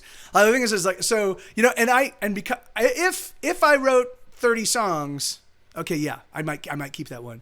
But because I've written thousands of songs, I'm like, I can check that one out. You know, so I break it out here on the stream every now and again, and that's fine. So, no, it's not, man, because I didn't write it. See, so that's the word for original. I know you're German, or maybe you don't. So the thing is originals are songs written by you, and then everything else is a cover. If you didn't write the song expressly, then it's not an original. It's a cover. So that's the definition. That's how we in the United States parse that language. So if I wrote it, it's an original. If somebody else wrote it, it's a cover. So, and I don't play covers. I only play originals. But yeah, you can keep the Beatles songs are original to the Beatles. Everybody else that plays, if Ringo Starr wants to play a Beatles song, sure, it's original. It's not even really an original. It's just it's part of his band. So the thing is that like. Yeah, well, I mean, sure, certainly once they fall into public domain, Justin, the thing is okay, yeah. So you don't, but even so, that's not so, because the origin of every single song. So if you wrote the song, it's an original song. If you co-wrote it with somebody else, it's still an original song. If it was, you can say, hey, this is a song that was written by a guy in my band. But the thing is, like, but it's still, you didn't write the song. Only the people that wrote the song get to call it an original. You know, the thing is that like that's just like unless like Nirvana, Kurt Cobain gives ownership of the song to his bandmates, then they can say it's an original song. So, are we speaking the same language? I only play songs. Mike only plays his own stuff. Mike only plays his own songs. Mofos. Mike only plays his own songs. So yeah, there you go. Yeah, he's just being a troll. It's cool. All right, so this is a song called Burninator.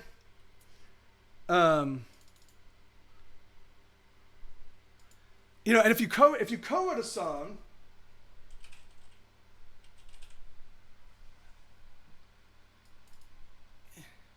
I mean, even if somebody wrote a song and said, "Hey, I give this to the public domain, so anybody can use it, anybody can play it." The thing is, it's still like if you the author of the song, it's an original.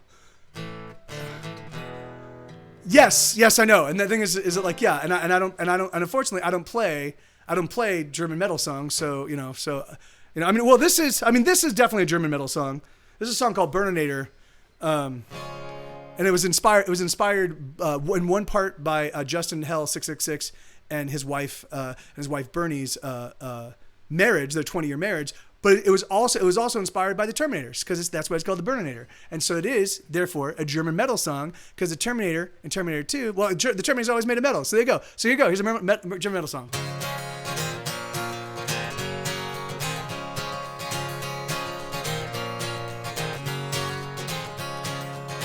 Bernadette, you can bet everything will be alright. The police, they got nothing on you and me tonight. Bernadine, drink with me. Oh yeah, you're right. It is Austrian metal. You're right. It is Austrian metal. Shit, you're totally right. Fuck. We're no longer in World War II. Bernadette, you can bet everything will be alright. But even then, there was still Austria. Anyway, whatever. Fuck it. Bernadette, you can bet everything will be alright. Austro-Hungarian metal. There you go. You can bet. Bernadette, you can bet everything will be alright. Let's just start this from the beginning. How you doing, Eric? Good to see you, brother.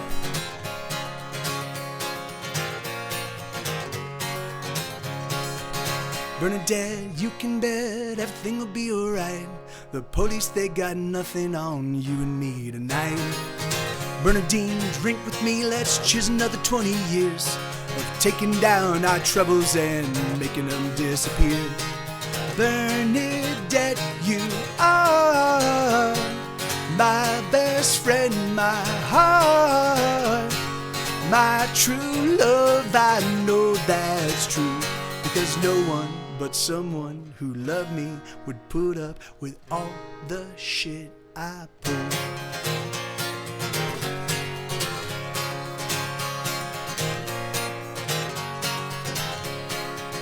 Bernadette, maybe later you and I can drive through the mountains in your monster truck to our favorite Clinton dive.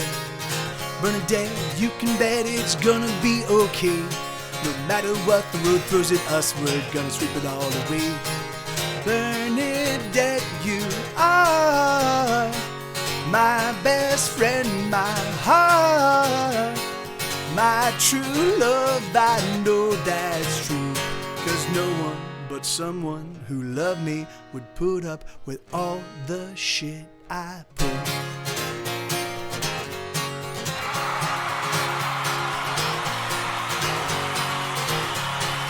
Bernie, can't you see how much you mean to me?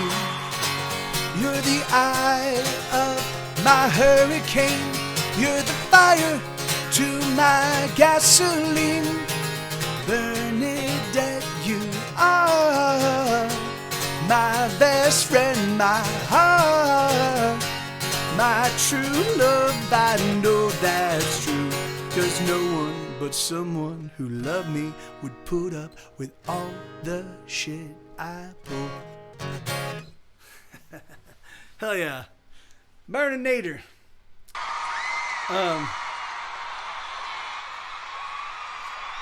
Yeah. One thing I am willing to do is actively. Thank you, Riley. Thank you very much. One thing I do actively do, Mr. Requesting German metal. I will actively not cover a song though. So if you want to give me the song, I could actively not cover it with all of my skill, with all of my ability to play the guitar and sing and perform. I could actively not cover it like a professional, right? So like the thing is you would never see anybody with more skill than I. Well, maybe, but probably not here on Twitch.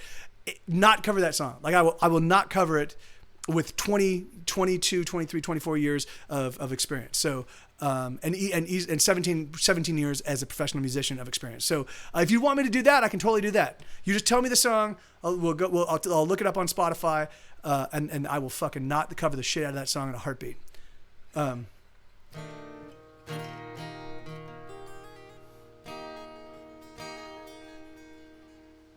All right, let's see. So, All right, what are we doing? So that's all the songs in the song queue. So I've got 31 minutes left in the stream, guys. Why must they schedule business during meetings? I know, man, motherfuckers. What? That's what assholes. What assholes, Covered.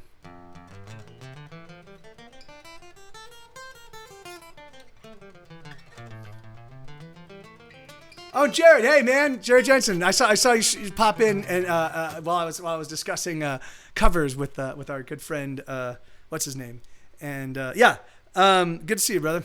Thanks for being here, man. And let me see. All right, so let me do some other let me do some more fingerpick tunes. What do I want to play? Let's do Some Days. I haven't done Some Days in a while. Hey, oh, thank you, Jared. Thank you, man. Thank you, dude. Thank you very kindly, brother. Thank you, man.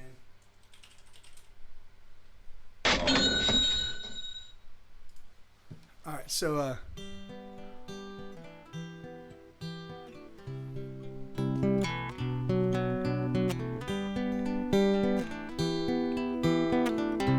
not real. I mean. So I range from punk rock to indie rock, like kind of like pop centric indie rock to folk to a little bit of country. Like that's about the spectrum that I write in.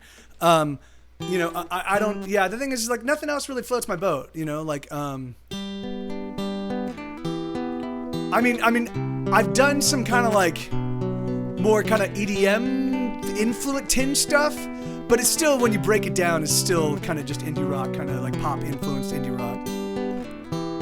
And I've done some kind of blues influenced stuff, but still it boils down to like just the same kind of sensibility.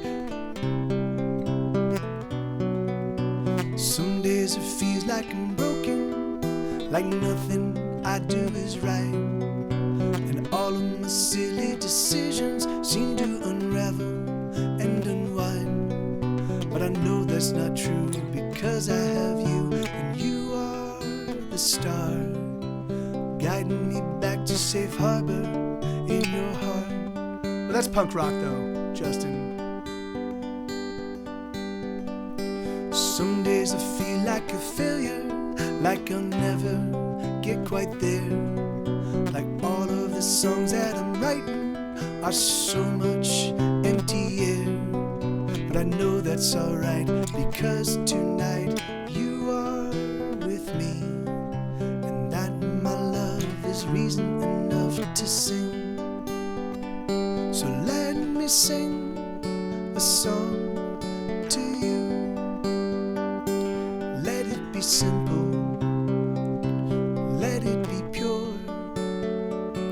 Let me sing my broken heart, and let a loving be the cure.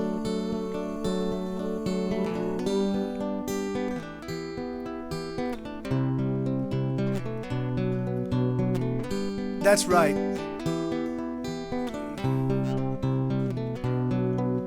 Some days I feel like I'm stumbling, like I can't bear to stand, like the weight of all of my trouble has me pinned and unmanned. But I know that's not true because I have you, and you are my love. And sweetheart, you give me strength enough. So let me sing a song to you. Let it be simple, let it be pure. Let me sing my broken heart, and let a loving be the cure. La la la la, la la la, la la la la, la la la la, la la la la, la la la la, la la la la, la la la la, la la Some days I feel like a failure, like I'll never get quite there, like all of the songs that I'm writing are so much empty air. But I know that's alright because tonight you are with me, and that, my love, is reason enough to sing. Bark, bark, bark, bark. Bark, bark, bark, bark. Bark, bark, bark, bark. Bark, bark, bark, bark, bark. But yeah, it's funny. So Justin, so much the reason why I haven't really explored. Oh, hey, thank you, Jen. Right on. I do. Yeah, because it's, because I write about my life, and I write about the things that matter to me, and so And so it's usually people I love, and it's my frustrations and my woe and heartache and money problems and music, things like, so yeah. So it's like, I don't have a lot of themes. Loneliness. I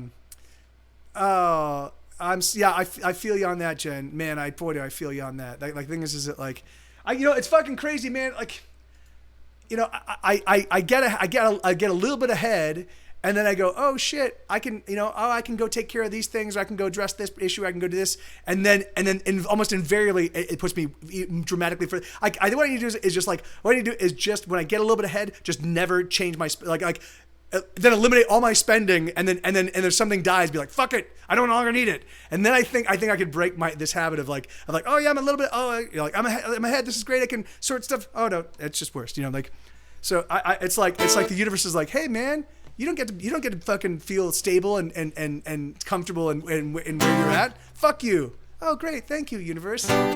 Fucking jerk.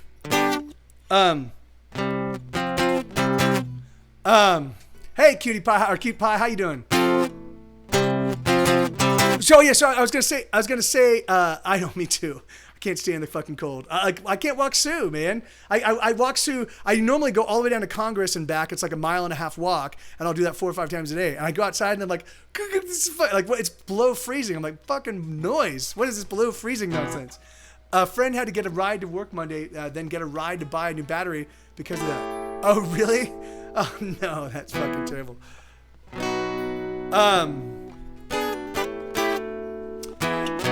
Wait. So you're saying the friend had to get a ride to work, and then the person that gave him a ride to work, that person's car died, and then the friend had to buy the battery for that person's car, or the person had to go get a ride to buy a battery for his original car. That is why he needed the ride to work.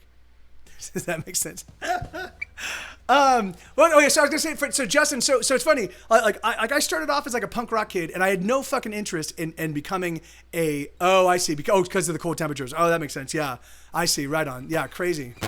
I see. Sure. So for me. Oh yeah, I'm sorry. I still haven't charted it, Isabella. I'm so sorry about that. I just haven't. I don't know why, because I just, oh, you didn't hear, I played, here, I'll play the 2 new songs for you. I'm gonna play these 2 songs that I charted. So Justin, so I started off as this punk rock kid, and I had no fucking interest in really expanding my horizons beyond just being able to play like poppy punk stuff, right? And so I knew bar, first position, second position bar chords. I would occasionally throw in a minor chord, and that was it, and I did little, and occasionally I'd throw in an open chord or something, but as I spent more time with better musicians and better songwriters, I found my horizons. I still listen to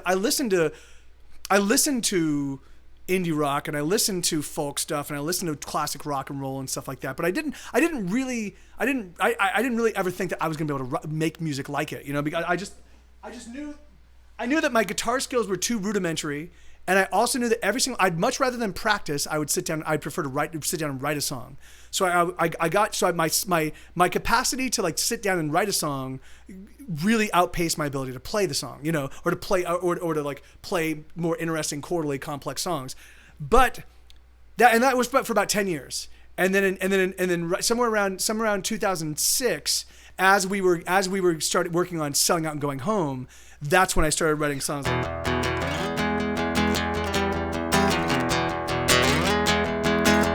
I'll be your heroine, or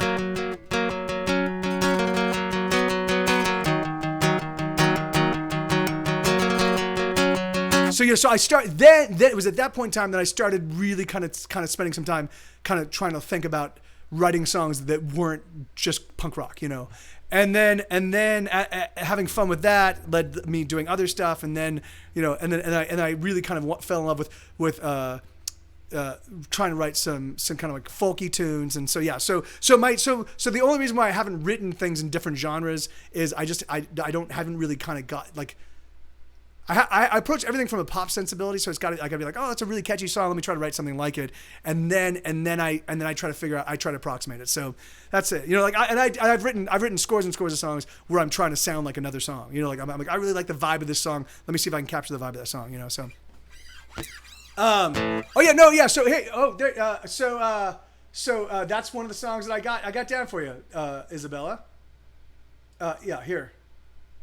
So I got Off With Their Heads and People Like Me down. So let's play both of these. So I'm gonna, again, like I said, I'm gonna probably fuck these up. I played this one last hour, or actually about now, almost 2 hours ago. But so this is.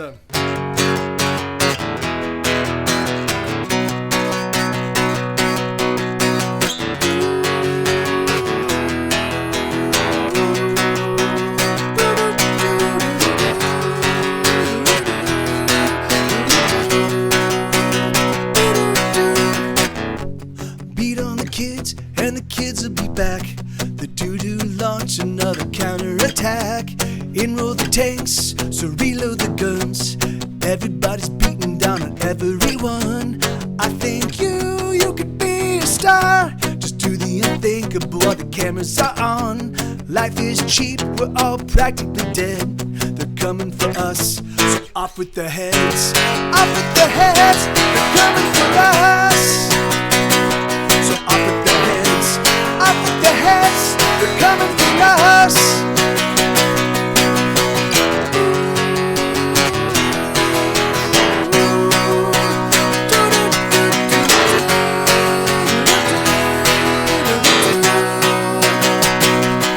Can you feel it?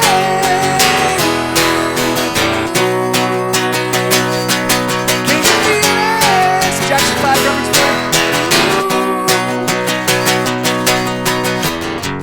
Money is king and Jesus is queen. It's the goddamn weirdest thing that I've ever seen. Blood is cheaper than water for sure, and it spills so black and it feels so warm. I think that you could save us all if only you were 300 feet tall. But no matter, it's already been said. They're coming for us, so off with their heads. Off with their heads, they're coming for us. So off with their heads. Off with their heads, they're coming for us.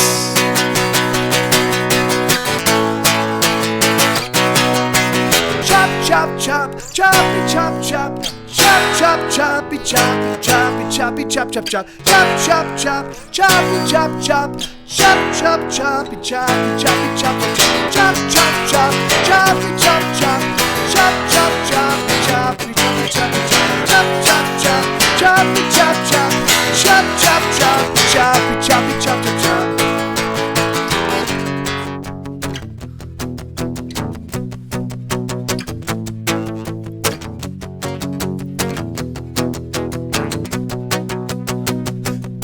Can you feel it?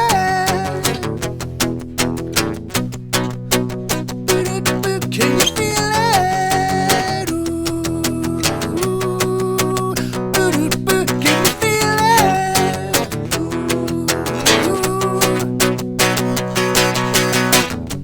Beat on the kids, and the kids will be back. The doo-doo launch another counterattack. Enroll the tanks, so reload the guns. Everybody's beating down on everyone. I think that you could be a star. Just do the unthinkable while the cameras are on. Life is cheap, we're all practically dead. They're coming for us, so off with their heads. Off with their heads, for us. So off with their heads. Off with their heads, they're coming for us. So off with their heads. Off with their heads, they're coming for us. So off with their heads. Something like that. There's some pushes and some other kind of stuff that it is. It is a little. It is a little compression pedal that also brings up the so. But okay, hey, thank you, Jeff. Yeah, me too, man. So I'm gonna pull that one off again. So, but yeah. So but it's not. So the guitar is not too loud. It's not too loud for the vocals. They sound still pretty matched. Thank you so much, Riley. Yeah, it's a fun one. I'll definitely. It'll take me a little while to get that one down, because there's little pushes. There's little pushes that I keep kind of mistiming. I put little marks on it so I knew when to push, because I'm not 100% certain how the lyrics kind of lay in. But okay, cool. Well then let me try this one with it. Like maybe I'll just keep that on all the time. Let's just see. It was a bit compressed sounding, but okay. So well, I mean, does it? Does the compression sound good? Oh, not Heavy Heart Troubled Mind. It's People Like Me.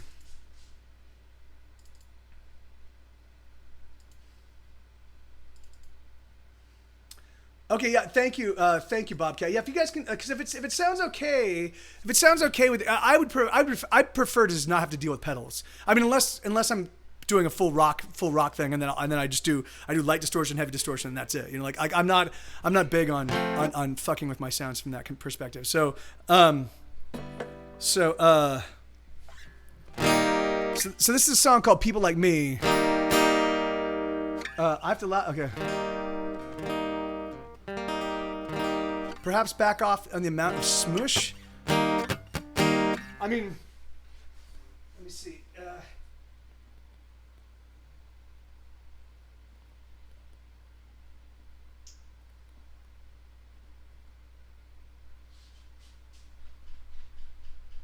Actually, it's just. It actually looks like it's just a. It's just a It's just. I mean, obviously it is doing a little bit of compression, but all it really looks like it's. But here we go. So yes, you're right. No. That's It's not like as in the. It's a comparative version of like, not the affirmative version of like. Here we go. Give me music, give me song. Give me laughter with my friends the whole night long. Give me one more night before I am gone. Should I sing a tune? Would you sing along with me? Even if you don't want to, 'cause it feels so good to pretend that you do. 'Cause I make music for people like me, but I know there's not many people like me, so won't you please just pretend. Oh, I make music for people like me, but I know there's not many people like me, so won't you please just pretend.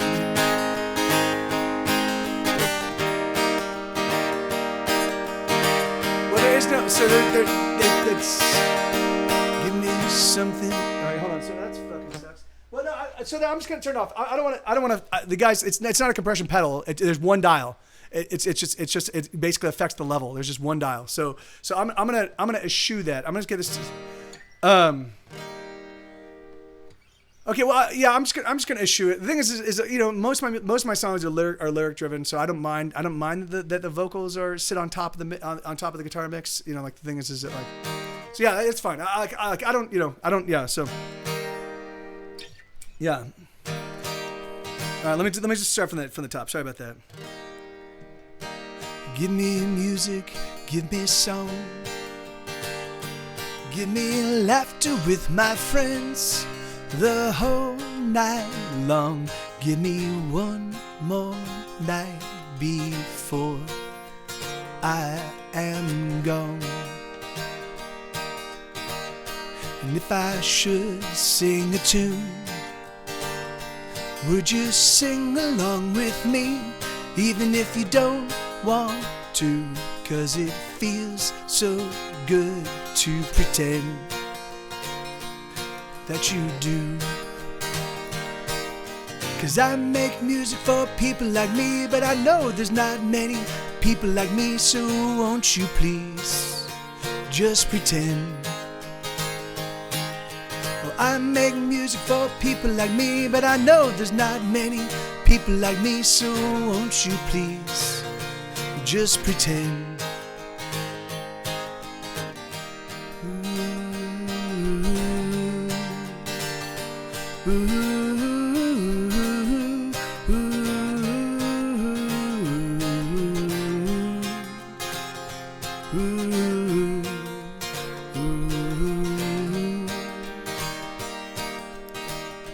Give me something to hold on. I don't need so much more now, but it can be this song. Give me something, or give me nothing. I gotta go. 'Cause I make music for people like me, but I know there's not many people like me, so won't you please just pretend. 'Cause I make music for people like me, and I know there's not many people like me, so won't you please just pretend.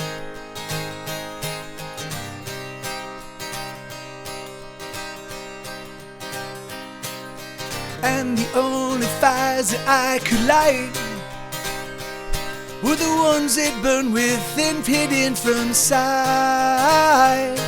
And the only feats that I could even try were cloaked in darkness, never saw the light. 'Cause I make music for people like me, but I know there's not many people like me, so won't you please just pretend. Well, I make music for people like me, but I know there's not many people like me, so won't you please just pretend. I make music for people like me, but I know there's not many people like me, so won't you please just pretend. So that's the song. That's an old one written years ago that I totally forgot about. I hadn't even listened to it. I'm like, hey, we listened to it for all of us together last night, and I was like, hey, that's great. Yeah, I can do "Stare at the Sun."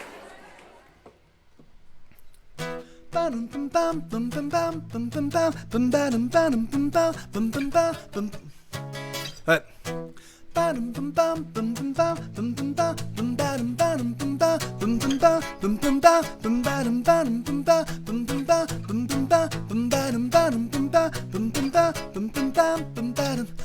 don't ever wanna die. I don't see where I can live forever. I've been waiting my whole life for someone that's gonna make me better. I'm so sick of feeling low. I don't see why I just can't be happy. What the hell is going wrong?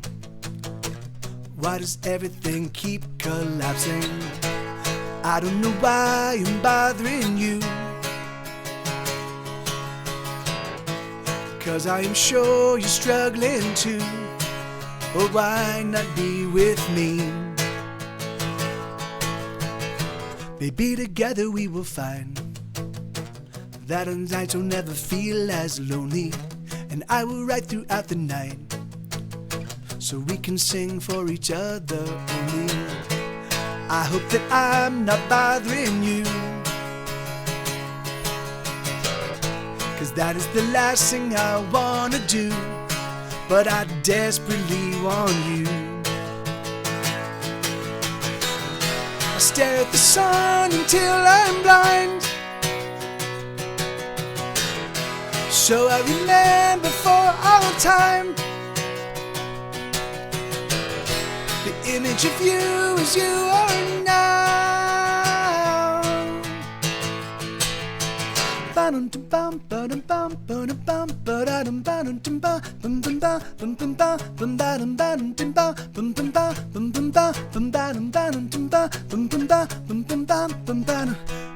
ever wanna die, but maybe with you I can face some endings. And if I only live one life, there's no one else I would rather be spending all of my days and all my nights. All of the hours of my life, I give them all to you. I stare at the sun until I'm blind. I stare at the sun until I'm blind, so I remember for all time the image of you as you are now. we go. I almost confused the ending of that with Love's Love Poem. That song, that's kind of weird. So it goes back to the 1 for the chorus. The chorus starts on the 1, but then it goes to the minor. It's weird. Stare at the sun until I'm blind. Hey, thank you, Justin. Yeah, me too, man. Yeah, you know, I mean, whatever. I love all I love even the songs of mine that I don't like. I still kind of dig. I mean, yeah, they actually got me. You know, they got me to all the good stuff. So, you got to write the shitty songs to get you to the good songs. Here.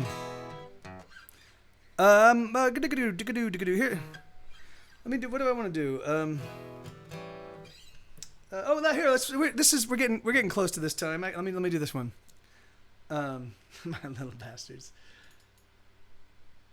This is what I know. I'm gonna fuck this one up a little bit. I've been getting better at playing this. I've been getting better at playing this kind of off the cuff. But it really does. It sounds so much better. It sounds so much better when it's practiced up. But ooh,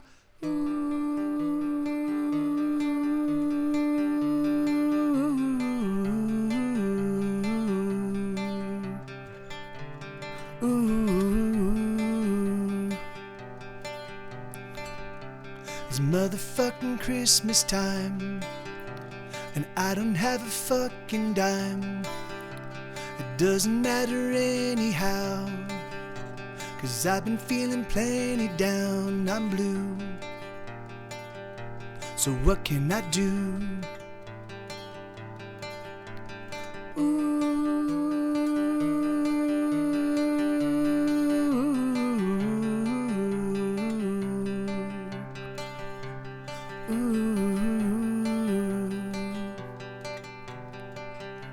It's fucking Christmas time again.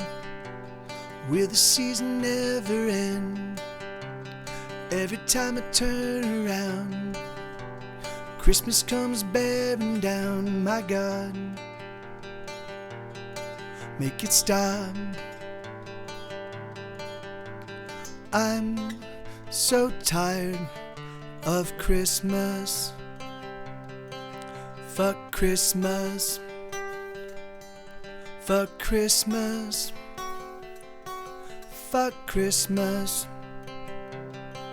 Fuck Christmas time.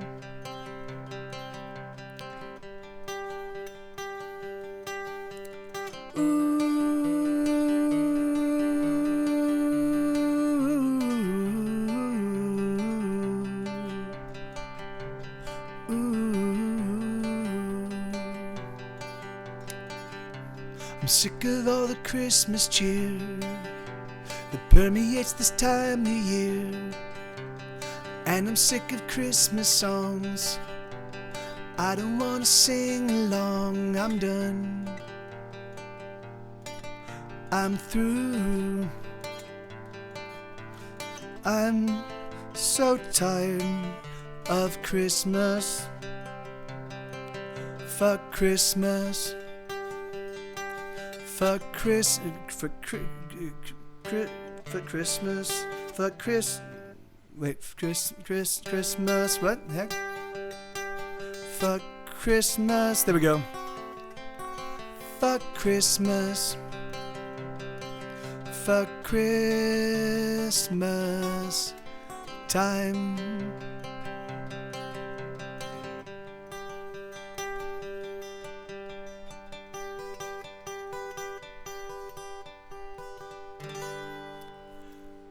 Yeah, but I don't mind. I don't mind 6 weeks. 6 weeks from Christmas and New Year's. I don't mind that. Like the middle of November is okay for me to like. I don't, in fact, here let me play another Christmas tune. That this is the only this is one of the few covers I do, and this is one of the.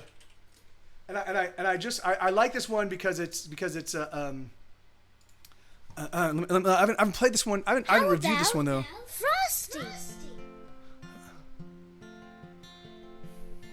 Wait, so hold on, too. I'm dreaming. So I like this because this is somebody that's not getting what he wants, right? So this song has always been really melancholy for me, and so I made it a melancholy song. I'm dreaming of a white Christmas, just like the ones I used to know, where the treetops glisten and children listen to hear the sleigh bells in the snow. I'm dreaming of a white Christmas with every Christmas card I write. May your days be merry and bright, and may all your Christmases be white. I'm dreaming of a white Christmas, just like the ones I used to know, where the treetops glisten and children listen to hear the sleigh bells in the snow. I'm dreaming of a white Christmas with every Christmas card I write. May your dreams be merry and bright, and may all your Christmases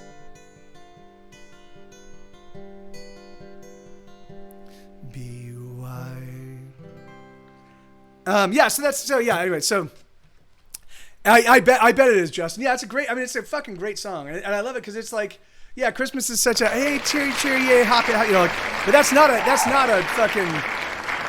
happy song. Like, the thing is it like that's somebody that's not getting what they want, and then This prepubescent reindeer had a neon whistling nose.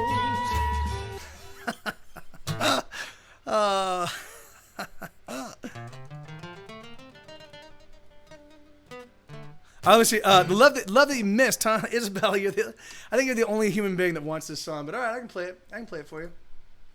Loving that you missed.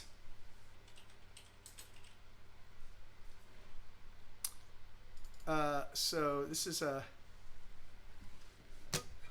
oh, right in my heart. No, Sue, get up here right now. Before you even bark, you get up here right now. Come on. I'm not gonna let you bark. Come on, up here. Come on. Come on. Get up here.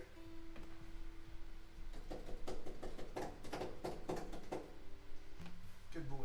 All right, you stay up here. Lay down. All right. But.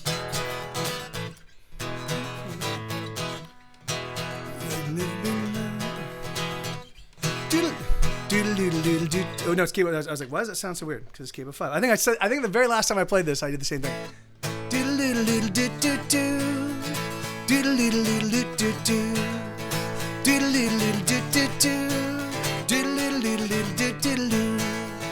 Gonna love you like never been loved. Gonna swing you like never been swung. Gonna kiss you like never been kissed. You see the loving that you always miss. Gonna hold you like you never been held. Gonna do it and we'll do it so well. Gonna kiss you like you never been kissed. See the loving that you always miss. La da da da da da da la la da da da da da la la da da da da da la la da. Gonna woo you like you never been wooed. Looking through you and you look so good. There's never been another loving like this. See the loving that you always miss. You're no stranger to love. You've been out there enough to know that sometimes it's not right. But certainly see that between you and me there's electricity, oh there's fire. Oh la da oh, la da da da da da da. Gonna thrill you like you've never been thrilled. Gonna love you and I always will. Gonna give you so much more than this. This is the loving that you always miss. La da da da da da da la la da da da da da la la la da da da da da la la da. Doodle doodle doo doo doo. Doodle doodle doo doo doo. Doodle doodle doo doo doo. Doodle doodle doo doo doo. Gonna hold you like you never been held. Gonna do it and we'll do it so well. Gonna kiss you like you never been kissed. Says loving that you always miss. You're no stranger to love. You've been out there enough to know that sometimes it's not right. But you certainly see that between you and me there's electricity, oh there's fire. Oh, la da da da da da da. Gonna love you like you've never been loved. Gonna swing you like you've never been swung. Gonna kiss you like you've never been kissed. This is loving that you always miss. This is loving that you always miss. This is loving that you always miss. God, I keep fucking that anyway. Anyway, that's yeah. The way those lyrics lay into that progression is a little bit tough, but whatever. So yeah, it's a song called "Loving That You Missed." That was one of the songs I wrote for my newest record that didn't make the cut. But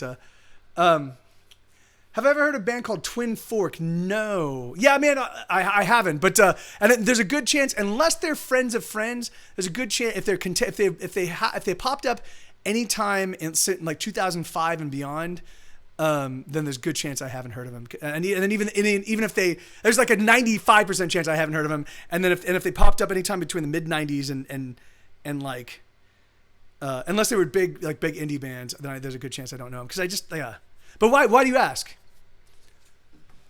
But should I check them out? I do like people turning me on to new music. You know, by the way, I just the thing is I've had my head in the sand, but I've had blinders on. You know, I've been so scene focused to my own music focus. It's just been like it's been tough for me to kind of like really kind of drill into music that I have no connection with, or like no personal connection with. But yeah, so tell me about Twin Fork, Justin.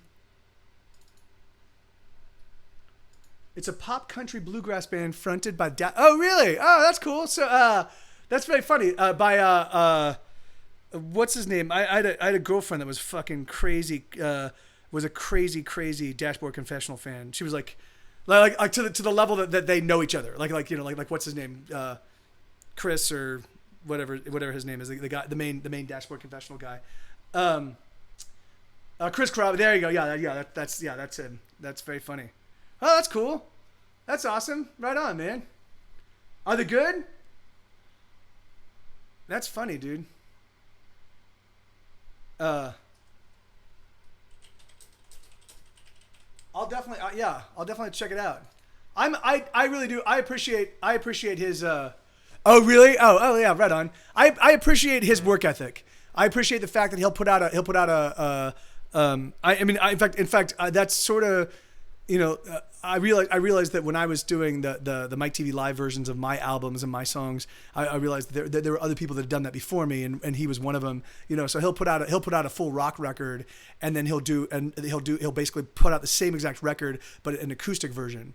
But the acoustic version actually has full arrangements. They've got drums and bass and everything, but it's just like it's acoustic and not full rock. And so that's a lot of it's, you know, and he plays. I know he writes a ton of stuff. Like he's a guy that I really do appreciate his work ethic. But so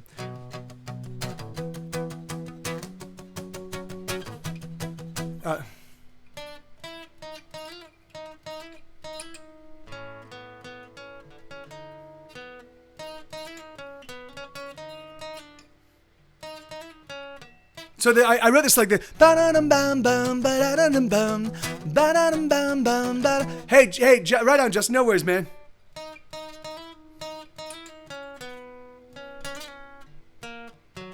So that's it goes.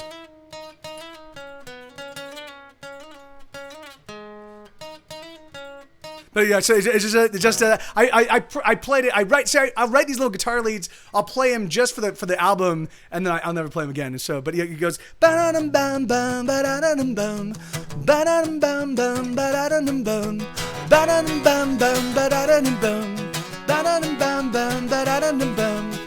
sky is tumbling. The walls are crumbling down, and there's nothing right in my heart. They started fires I watch the flames go higher, and there's another right in my heart. And there's panic on the streets as everybody pushes for the doors. And there's chaos at the docks as everybody rushes for the shore.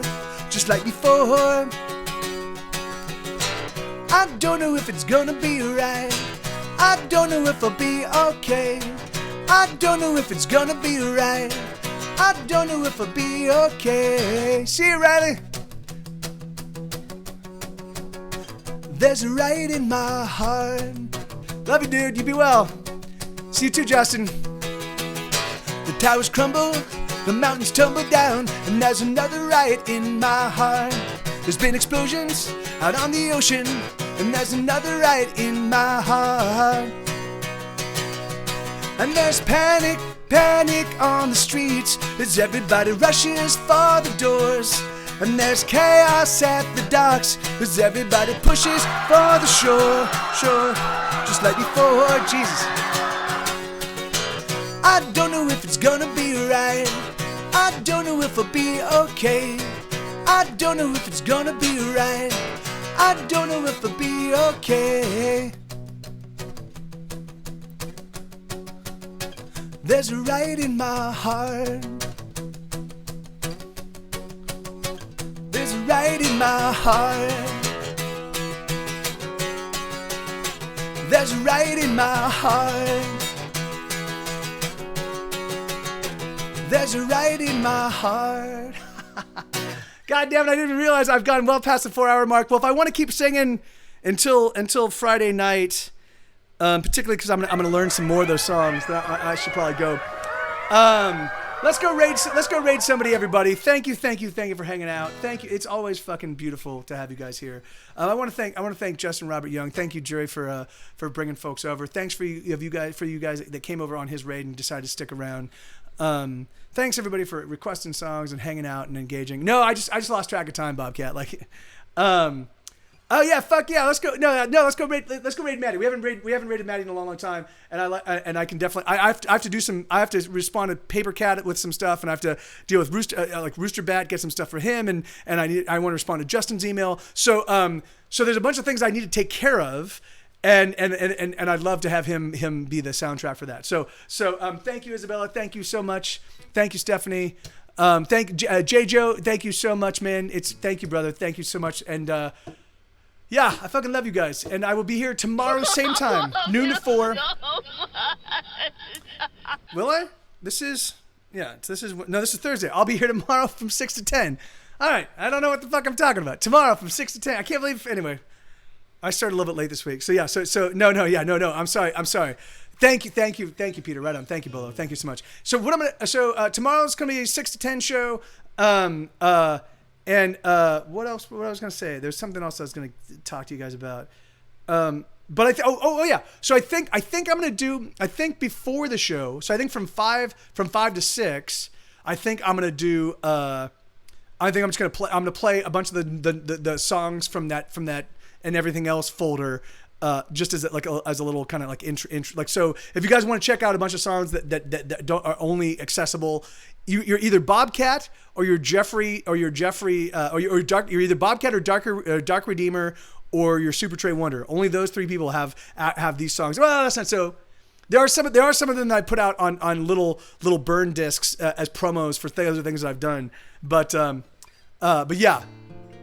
Yeah, and any of those work, any of those raids work, and yeah, let's fucking do it. Let's do it. Let's do it right at it, right in its face. I love you guys. Thank you. We're gonna go raid Call Sign Scarecrow right now. Wait, hold on. Wait, call raid. No, goddamn it. Raid. Call sign Scarecrow. I have to talk it out because otherwise I'm gonna fuck it up. All right, there we go. Awesome. And if you guys don't know Maddie, if you don't know Call Sign Scarecrow, he's fucking amazing. He's absolutely brilliant. And so you're in for a real treat. I promise you. And I love you guys. Hey, Lisa. I don't see how a pumpkin patch could be more sincere than this one. You can look all around and there's not a sign of hypocrisy. I love you guys. Thank you so much. Nothing but sincerity as far as the eye can see. There's sincerity. No, yeah, thank you guys. I love you. Adios.